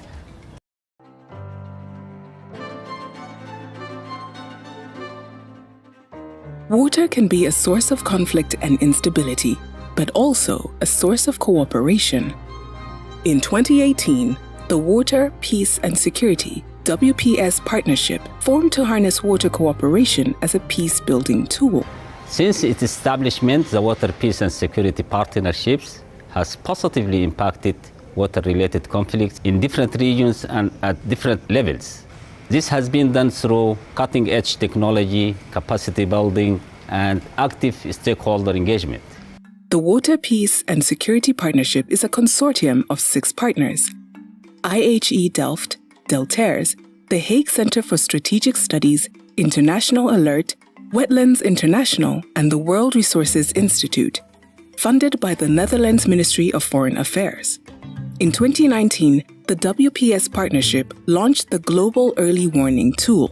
We developed the global tool over 4 years ago in order to help people understand where places around the developing world are likely to see conflict. And we've developed machine learning algorithms for these models that are based on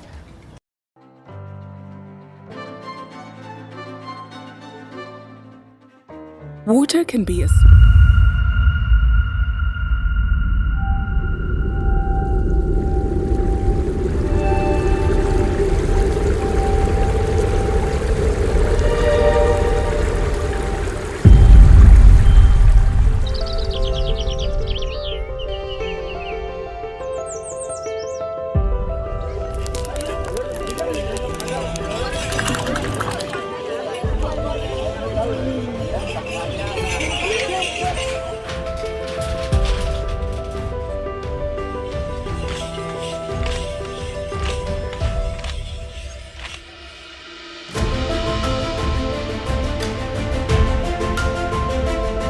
ስመት አለማሙ ይባላለሁ።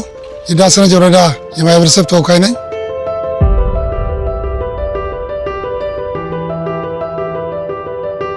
ከተፈጥሮ ጀምሮ የምናውቀው ውሃው ሞልቶ ነው የሚመለሰው። ግን ከ2013 ጀምሮ እየሰፋ ከ60 ኪሎ ሜትር ነው እስከ ከተማው የደረሰው።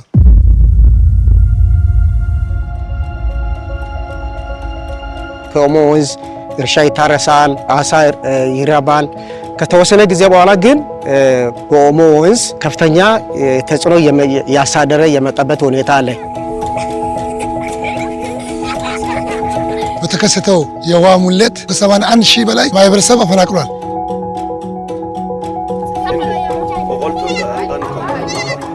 ላየር ኦሞ ለብቻ በጣም በተለይ ፍላዲንግ እና ድራውት በጣም ትልቅ ችግር ያለበት ሆኖ ተገኝቷል።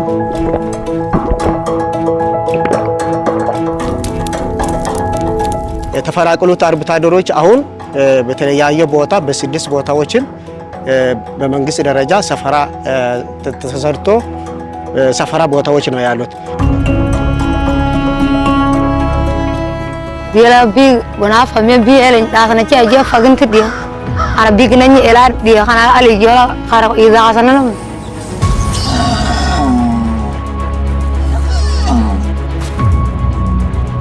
የእርሻ የመስኖዎች ትምህርት ቤቶች ጤና ኬላዎች አጠቃላይ እነዚህ አሁን በኦሞ ወንዝ ምክንያት ዳሜጅ የሆነበት ሁኔታ አለና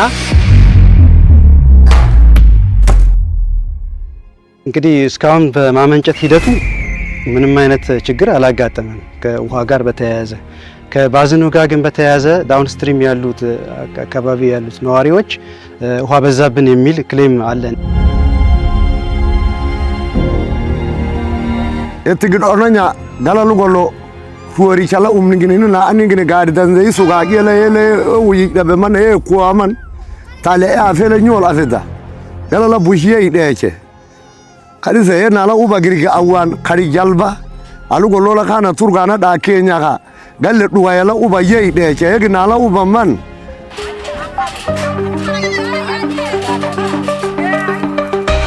ማህበረሰቡ ተፈናቅሎ ነው ያለው። በአሁኑ ሰዓት እርሻ የለውም፣ መጠለያ የለውም። ከብቶቻቸው ሁሉ አልቋል። ቤዝኑ መሰረታዊ ችግሮች ከምርምር ተቋማት በተለይ የዛ ቤዝን ያሉት 3 ዩኒቨርሲቲዎች ወላይታ ሶዶ፣ ጂንካና ጅማ ዩኒቨርሲቲ ሁሉ ባለድርሻ አካላት አሳትፈን ችግሮች በየጊዜው ባለድርሻ አካላት በማስገምገም መፍትሄ ሀሳቦች አስቀምጠናል።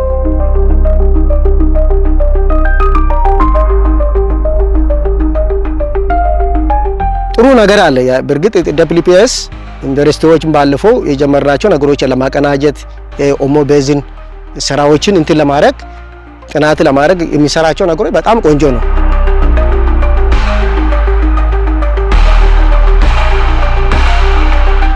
ደብሊፒኤስ እንግዲህ ካሁን በፊትም የተለያዩ ስልጠናዎችን ሲሰጥ ቆይቷል። ከግቤ 3 በታች ያሉ ገባር ወንዞች ተጨማሪ ጥናት ቢደረግባቸው ይሄ ግድብ ጠቃሚ እንጂ ጎጂ እንዳልሆነ ይገነዘባሉ ብዬ አስባለሁ። እዚህ ውስጥ በተለይ ደብሊፒኤስ የሰራው ስራ እንደሆነ ለመጥቀስ ያህል ሞዴሎች ራም በማስደረግ ዩኒቨርሲቲዎችን ባለድርሻ አካላትን ካፓሲቲ ቢልዲንግ ስራ ሰፖርት ሲያደርግ ነበረ። የባለድርሻ አካላትን ቅንጅት ማጠንከር ግጭቶችን በውስጥም በውጭም ያሉ ችግሮችን ጥናት ተደርጎ የመሳሰሉትን እነዚህ ችግሮችን መፍታት እንችላለን። በመንግስት ደረጃ ያው አቅም የቻለው መንግስት እየሰጣ ነው። ዳሩ ግን በቂ አይደለም። ቋሚ ነገር ያስፈልጋል ለህብረተሰቡ።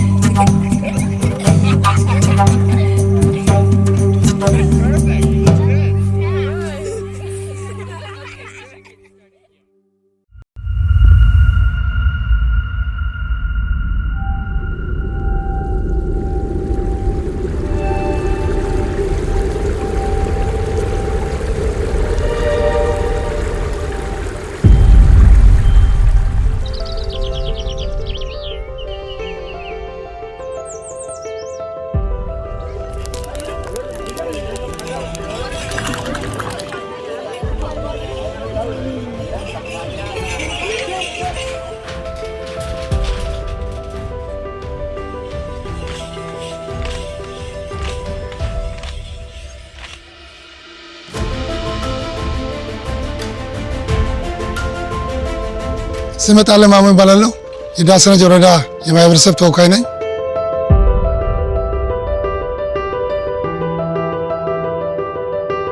ከተፈጥሮ ጀምሮ የምናውቀው ውሃው ሞልቶ ነው የሚመለሰው። ግን ከ2013 ጀምሮ እየሰፋ ከ60 ኪሎ ሜትር ነው እስከ ከተማው የደረሰው።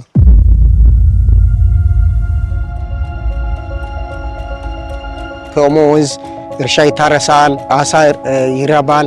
ከተወሰነ ጊዜ በኋላ ግን በኦሞ ወንዝ ከፍተኛ ተጽዕኖ ያሳደረ የመጣበት ሁኔታ አለ።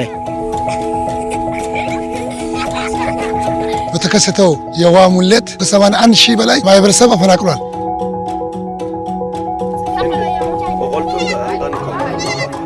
ላየር ኦሞ ለብቻ በጣም በተለይ ፍላዲንግ እና ድራውት በጣም ትልቅ ችግር ያለበት ሆኖ ተገኝቷል።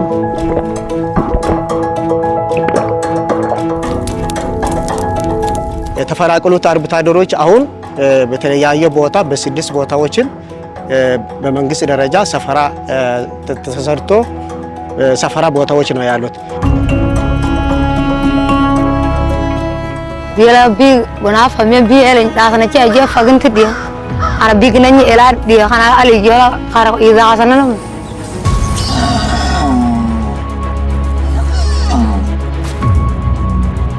የእርሻ የመስኖዎች ትምህርት ቤቶች ጤና ኬላዎች አጠቃላይ እነዚህ አሁን በኦሞ ወንዝ ምክንያት ዳሜጅ የሆነበት ሁኔታ አለና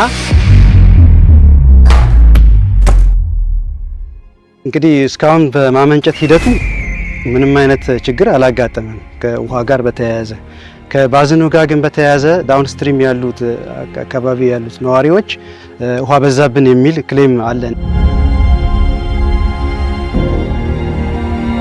እትግድ ኦርነኛ ዳላሉ ጎሎ ፉሪ ቻላ ኡምንግኒኑ ና አንግኒ ጋር ዳንዘይ ሱጋቂ ለለ ውይ ደበመን ኩዋመን ታለ አፈለኙ ወላፈዳ ያላላ ቡሽዬ ይደቸ ከዲሰ ናላ ኡባ ግሪጋ አዋን ከሪ ጀልባ አሉ ጎሎ ለካና ቱርጋና ዳኬኛ ካ ገለ ዱዋ ያላ ኡባ ይደቸ የግናላ ኡባ ማን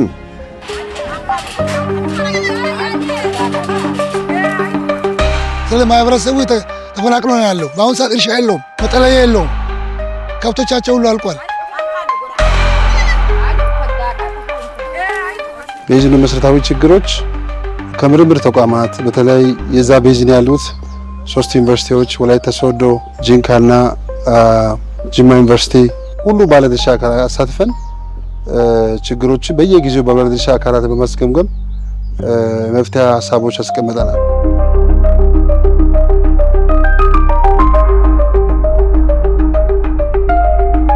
ጥሩ ነገር አለ። በርግጥ ደብሊፒኤስ ዩኒቨርሲቲዎችን ባለፈው የጀመርናቸው ነገሮችን ለማቀናጀት ኦሞ ቤዝን ስራዎችን እንትን ለማድረግ ጥናት ለማድረግ የሚሰራቸው ነገሮች በጣም ቆንጆ ነው።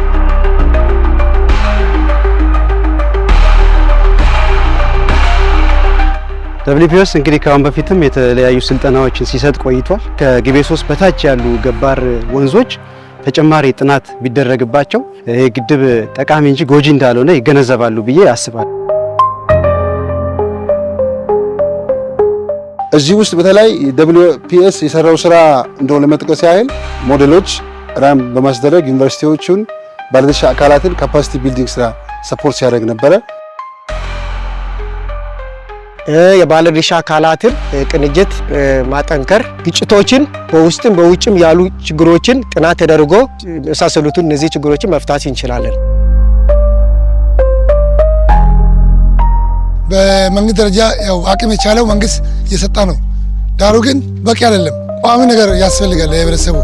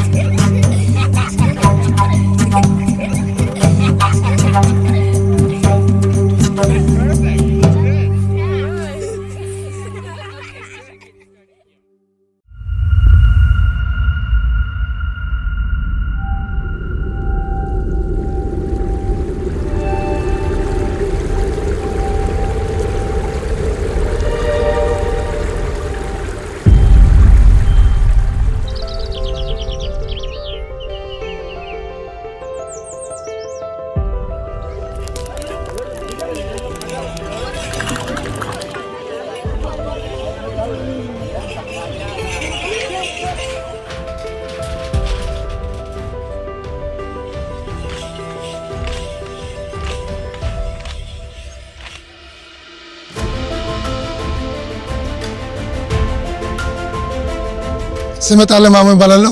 የዳሰነች ወረዳ የማህበረሰብ ተወካይ ነኝ።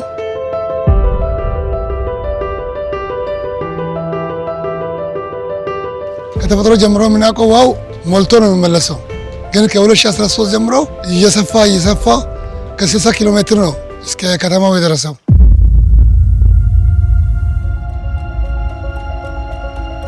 ከኦሞ ወንዝ እርሻ ይታረሳል፣ አሳ ይረባል። ከተወሰነ ጊዜ በኋላ ግን በኦሞ ወንዝ ከፍተኛ ተጽዕኖ ያሳደረ የመጣበት ሁኔታ አለ። በተከሰተው የውሃ ሙሌት ከ81 ሺህ በላይ ማህበረሰብ አፈናቅሏል።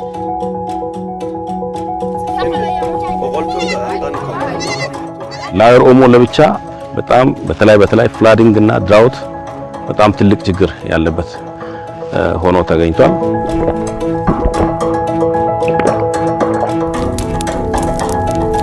የተፈናቀሉት አርብቶ አደሮች አሁን በተለያየ ቦታ በ6 ቦታዎችን በመንግስት ደረጃ ሰፈራ ተሰርቶ ሰፈራ ቦታዎች ነው ያሉት። ቢላቢ ወናፋ ሜቢ ኤለን ዳስነቻ ጀፋግን ከዲያ አረቢ ግነኝ ኤላር ዲያ ካና አሊ ጆላ ካራ ይዛሰነ ነው።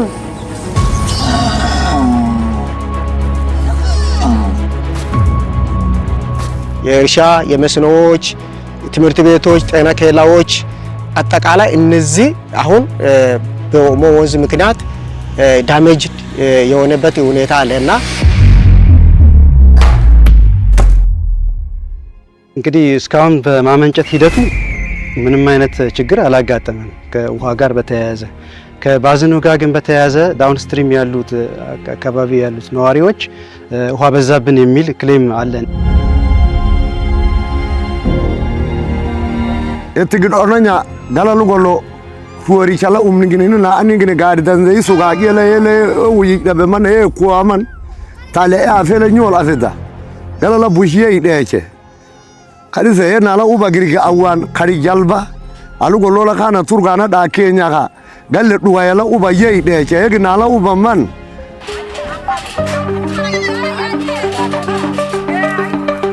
ስለ ማህበረሰቡ ተፈናቅሎ ነው ያለው። በአሁኑ ሰዓት እርሻ የለውም፣ መጠለያ የለውም፣ ከብቶቻቸው ሁሉ አልቋል።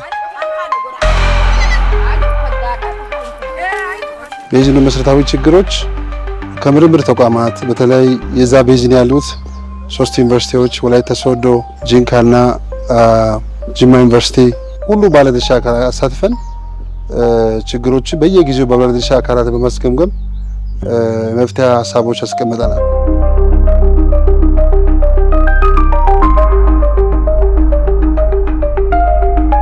ጥሩ ነገር አለ። በእርግጥ ደብሊፒኤስ ዩኒቨርሲቲዎችን ባለፈው የጀመራቸው ነገሮችን ለማቀናጀት ኦሞ ቤዝን ስራዎችን እንትን ለማድረግ ጥናት ለማድረግ የሚሰራቸው ነገሮች በጣም ቆንጆ ነው።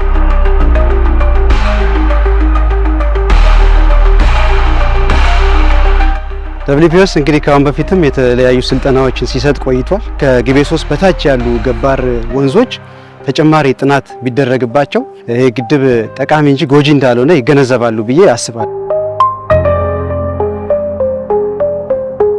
እዚህ ውስጥ በተለይ ደብሊፒኤስ የሰራው ስራ እንደሆነ ለመጥቀስ ያህል ሞዴሎች ራም በማስደረግ ዩኒቨርሲቲዎቹን ባለድርሻ አካላትን ካፓሲቲ ቢልዲንግ ስራ ሰፖርት ሲያደርግ ነበረ። የባለድርሻ አካላትን ቅንጅት ማጠንከር፣ ግጭቶችን በውስጥም በውጭም ያሉ ችግሮችን ጥናት ተደርጎ የመሳሰሉትን እነዚህ ችግሮችን መፍታት እንችላለን። በመንግስት ደረጃ ያው አቅም የቻለው መንግስት እየሰጣ ነው። ዳሩ ግን በቂ አይደለም። ቋሚ ነገር ያስፈልጋል ለህብረተሰቡ።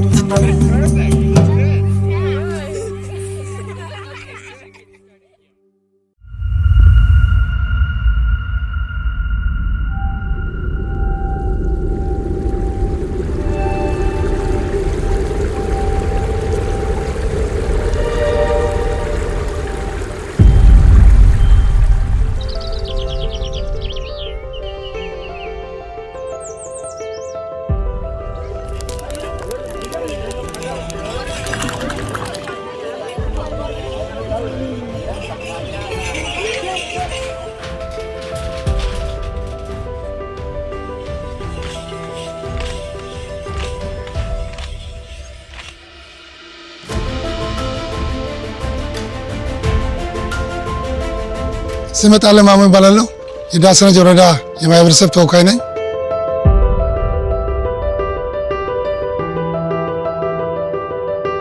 ከተፈጥሮ ጀምሮ የምናውቀው ውሃው ሞልቶ ነው የሚመለሰው።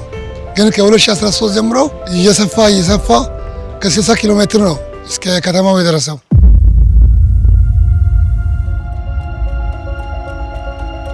ከኦሞ ወንዝ እርሻ ይታረሳል፣ አሳ ይረባል።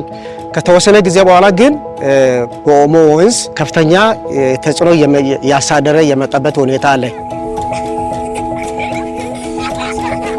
በተከሰተው የውሃ ሙሌት ከ71 ሺህ በላይ ማህበረሰብ አፈናቅሏል።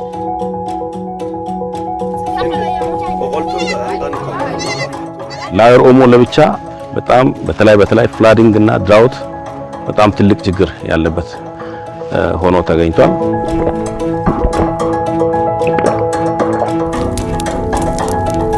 የተፈናቀሉት አርብቶ አደሮች አሁን በተለያየ ቦታ በ6 ቦታዎችን በመንግስት ደረጃ ሰፈራ ተሰርቶ ሰፈራ ቦታዎች ነው ያሉት። ቢላቢ ወናፋ ሜቢ ኤለን ዳክነቻ ጀፋግን ትዲያ አረቢ ግነኝ ኤላድ ዲያ ካና አልጆ ካራ ይዛሰነ ነው።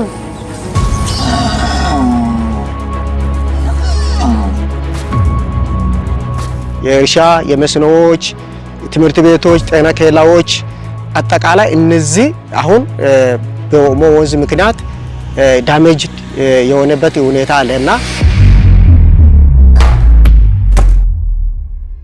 እንግዲህ እስካሁን በማመንጨት ሂደቱ ምንም አይነት ችግር አላጋጠመም። ከውሃ ጋር በተያያዘ ከባዝኑ ጋር ግን በተያያዘ ዳውንስትሪም ያሉት አካባቢ ያሉት ነዋሪዎች ውሃ በዛብን የሚል ክሌም አለን።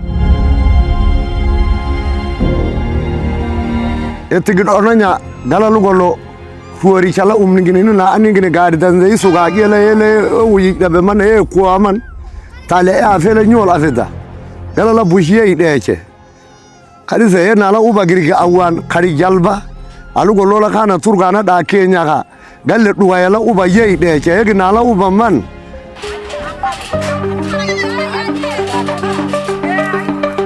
ስለ ማህበረሰቡ ተፈናቅሎ ነው ያለው። በአሁኑ ሰዓት እርሻ የለውም፣ መጠለያ የለውም፣ ከብቶቻቸው ሁሉ አልቋል። ቤዝኑ መሰረታዊ ችግሮች ከምርምር ተቋማት በተለይ የዛ ቤዝን ያሉት 3 ዩኒቨርሲቲዎች ወላይታ ሶዶ፣ ጂንካና ጅማ ዩኒቨርሲቲ ሁሉ ባለድርሻ አካላት አሳትፈን ችግሮች በየጊዜው ባለድርሻ አካላት በማስገምገም መፍትሄ ሀሳቦች አስቀምጠናል።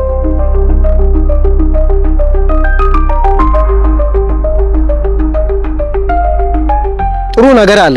በእርግጥ ደብሊፒኤስ ዩኒቨርሲቲዎችን ባለፈው የጀመራቸው ነገሮችን ለማቀናጀት ኦሞ ቤዝን ስራዎችን እንትን ለማድረግ ጥናት ለማድረግ የሚሰራቸው ነገሮች በጣም ቆንጆ ነው።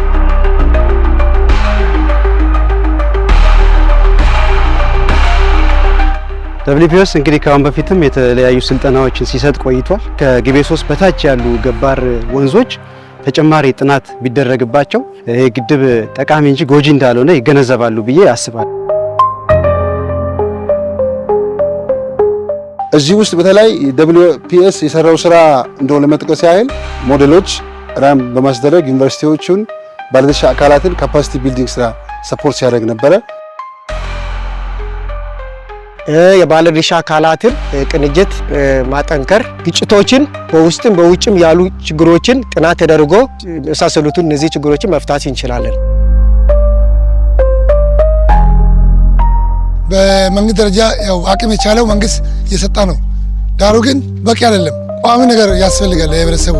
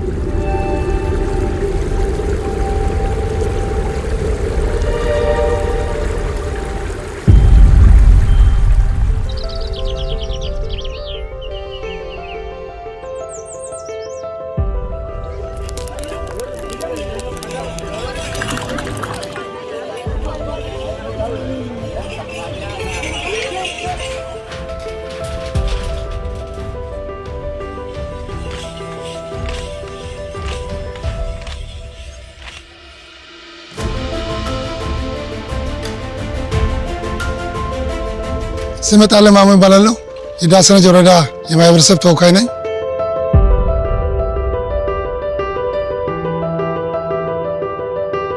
ከተፈጥሮ ጀምሮ የምናውቀው ውሃው ሞልቶ ነው የሚመለሰው።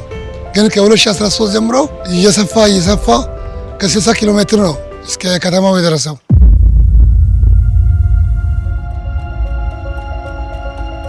ከኦሞ ወንዝ እርሻ ይታረሳል፣ አሳ ይረባል። ከተወሰነ ጊዜ በኋላ ግን በኦሞ ወንዝ ከፍተኛ ተጽዕኖ ያሳደረ የመጣበት ሁኔታ አለ። በተከሰተው የውሃ ሙሌት ከ81 ሺህ በላይ ማህበረሰብ አፈናቅሏል።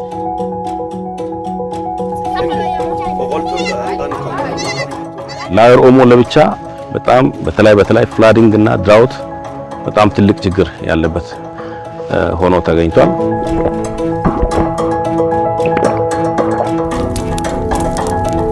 የተፈናቀሉት አርብቶ አደሮች አሁን በተለያየ ቦታ በ6 ቦታዎችን በመንግስት ደረጃ ሰፈራ ተሰርቶ ሰፈራ ቦታዎች ነው ያሉት። ቢላቢ ወናፋ ቢኤል ዳስነቻ ጀፋግን ትዲያ አረቢግነኝ ኤላድ ዲያ ካና አልጆላ ካራው ይዛሰነም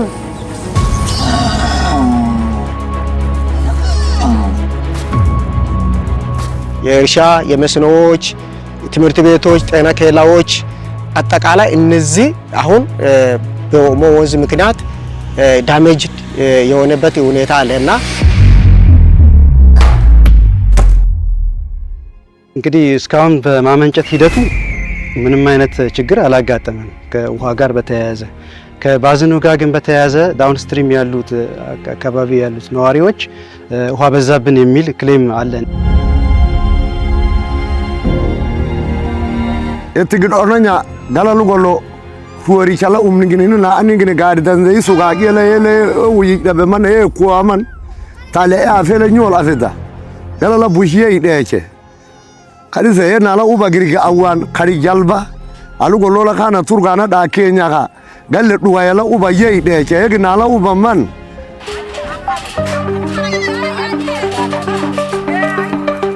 ስለ ማህበረሰቡ ተፈናቅሎ ነው ያለው። በአሁን ሰዓት እርሻ የለውም፣ መጠለያ የለውም።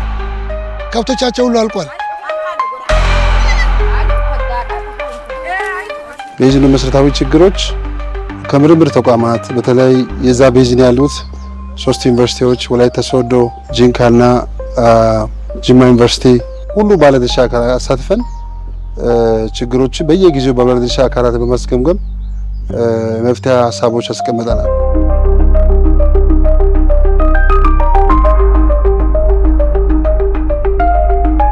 ጥሩ ነገር አለ። በእርግጥ ደብሊፒኤስ ዩኒቨርሲቲዎችን ባለፈው የጀመርናቸው ነገሮችን ለማቀናጀት ኦሞ ቤዝን ስራዎችን እንትን ለማድረግ ጥናት ለማድረግ የሚሰራቸው ነገሮች በጣም ቆንጆ ነው።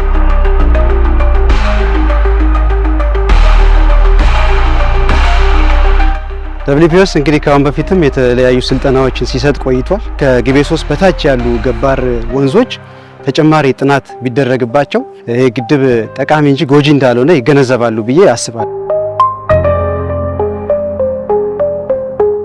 እዚህ ውስጥ በተለይ ደብሊፒኤስ የሰራው ስራ እንደው ለመጥቀስ ያህል ሞዴሎች ራም በማስደረግ ዩኒቨርሲቲዎችን ባለድርሻ አካላትን ካፓሲቲ ቢልዲንግ ስራ ሰፖርት ሲያደርግ ነበረ። የባለድርሻ አካላትን ቅንጅት ማጠንከር፣ ግጭቶችን በውስጥም በውጭም ያሉ ችግሮችን ጥናት ተደርጎ የመሳሰሉትን እነዚህ ችግሮችን መፍታት እንችላለን። በመንግስት ደረጃ ያው አቅም የቻለው መንግስት እየሰጣ ነው።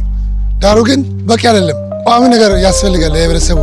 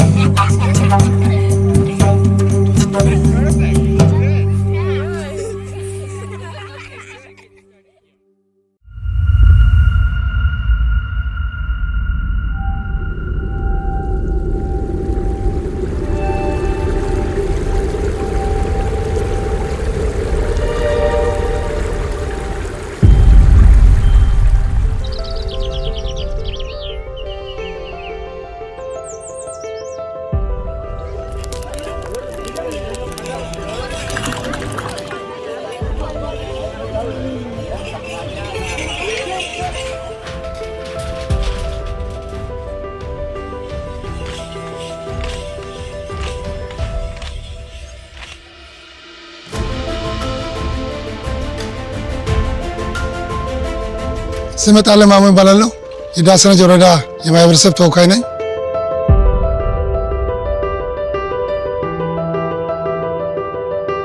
ከተፈጥሮ ጀምሮ የምናውቀው ውሃው ሞልቶ ነው የሚመለሰው። ግን ከ2013 ጀምሮ እየሰፋ ከ60 ኪሎ ሜትር ነው እስከ ከተማው የደረሰው።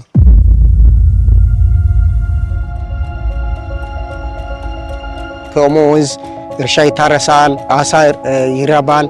ከተወሰነ ጊዜ በኋላ ግን በኦሞ ወንዝ ከፍተኛ ተጽዕኖ ያሳደረ የመጣበት ሁኔታ አለ። በተከሰተው የውሃ ሙሌት ከ81 ሺህ በላይ ማህበረሰብ አፈናቅሏል።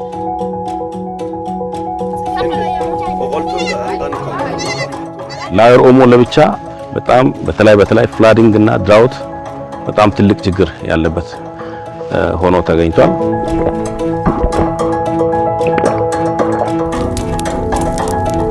የተፈናቀሉት አርብቶ አደሮች አሁን በተለያየ ቦታ በ6 ቦታዎችን በመንግስት ደረጃ ሰፈራ ተሰርቶ ሰፈራ ቦታዎች ነው ያሉት። ቢራቢ ወናፋ ቢኤል ዳክነች አጀ ፈግንት ዲያ አረቢ ግነኝ ኤላር ዲያ ካና አልጆ ካራ ይዛሰነ ነው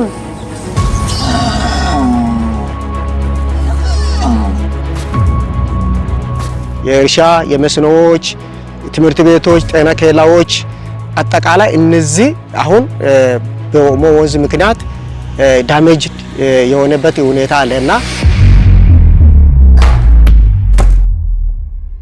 እንግዲህ እስካሁን በማመንጨት ሂደቱ ምንም አይነት ችግር አላጋጠመም። ከውሃ ጋር በተያያዘ ከባዝኑ ጋር ግን በተያያዘ ዳውንስትሪም ያሉት አካባቢ ያሉት ነዋሪዎች ውሃ በዛብን የሚል ክሌም አለን።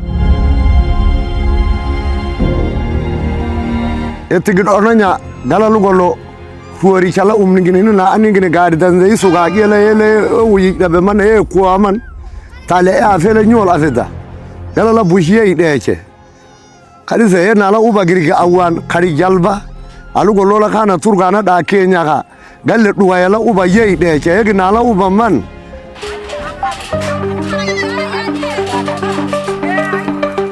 ስለ ማህበረሰቡ ተፈናቅሎ ነው ያለው። በአሁን ሰዓት እርሻ የለውም፣ መጠለያ የለውም። ከብቶቻቸው ሁሉ አልቋል። ቤዝኑ መሰረታዊ ችግሮች ከምርምር ተቋማት በተለይ የዛ ቤዝን ያሉት 3 ዩኒቨርሲቲዎች ወላይታ ሶዶ፣ ጂንካና ጅማ ዩኒቨርሲቲ ሁሉ ባለድርሻ አካላት አሳትፈን ችግሮች በየጊዜው ባለድርሻ አካላት በማስገምገም መፍትሄ ሀሳቦች አስቀምጠናል።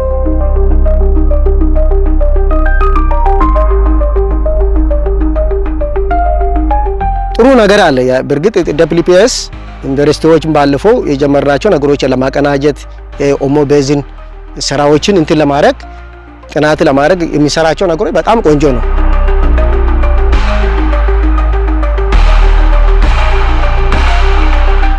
ደብሊፒኤስ እንግዲህ ካሁን በፊትም የተለያዩ ስልጠናዎችን ሲሰጥ ቆይቷል። ከግቤ 3 በታች ያሉ ገባር ወንዞች ተጨማሪ ጥናት ቢደረግባቸው ይሄ ግድብ ጠቃሚ እንጂ ጎጂ እንዳልሆነ ይገነዘባሉ ብዬ አስባለሁ።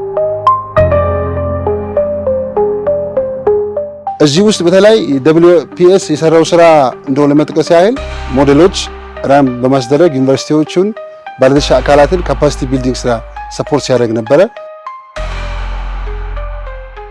የባለድርሻ አካላትን ቅንጅት ማጠንከር፣ ግጭቶችን በውስጥም በውጭም ያሉ ችግሮችን ጥናት ተደርጎ የመሳሰሉትን እነዚህ ችግሮችን መፍታት እንችላለን። በመንግስት ደረጃ ያው አቅም የቻለው መንግስት እየሰጣ ነው። ዳሩ ግን በቂ አይደለም። ቋሚ ነገር ያስፈልጋል ለህብረተሰቡ።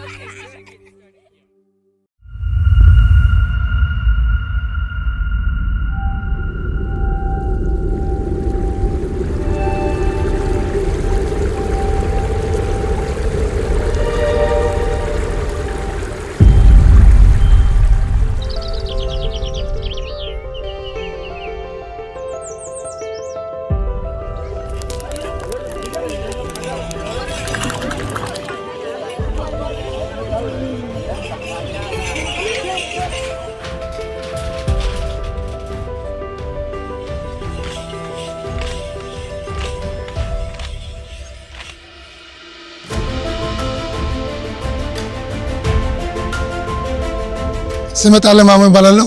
የዳሰነች ወረዳ የማህበረሰብ ተወካይ ነኝ።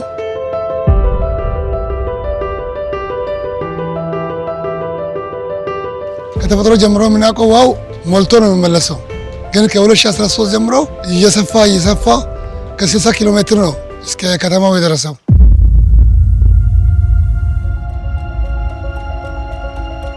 ከኦሞ ወንዝ እርሻ ይታረሳል፣ አሳ ይረባል። ከተወሰነ ጊዜ በኋላ ግን በኦሞ ወንዝ ከፍተኛ ተጽዕኖ ያሳደረ የመጣበት ሁኔታ አለ። በተከሰተው የውሃ ሙሌት ከ81 ሺህ በላይ ማህበረሰብ አፈናቅሏል።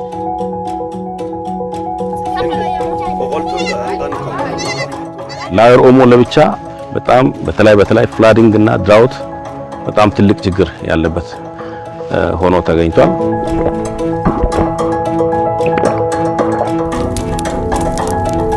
የተፈናቀሉት አርብቶ አደሮች አሁን በተለያየ ቦታ በ6 ቦታዎችን በመንግስት ደረጃ ሰፈራ ተሰርቶ ሰፈራ ቦታዎች ነው ያሉት። ቢላቢ ወናፋ ቢኤልን ዳክነቻ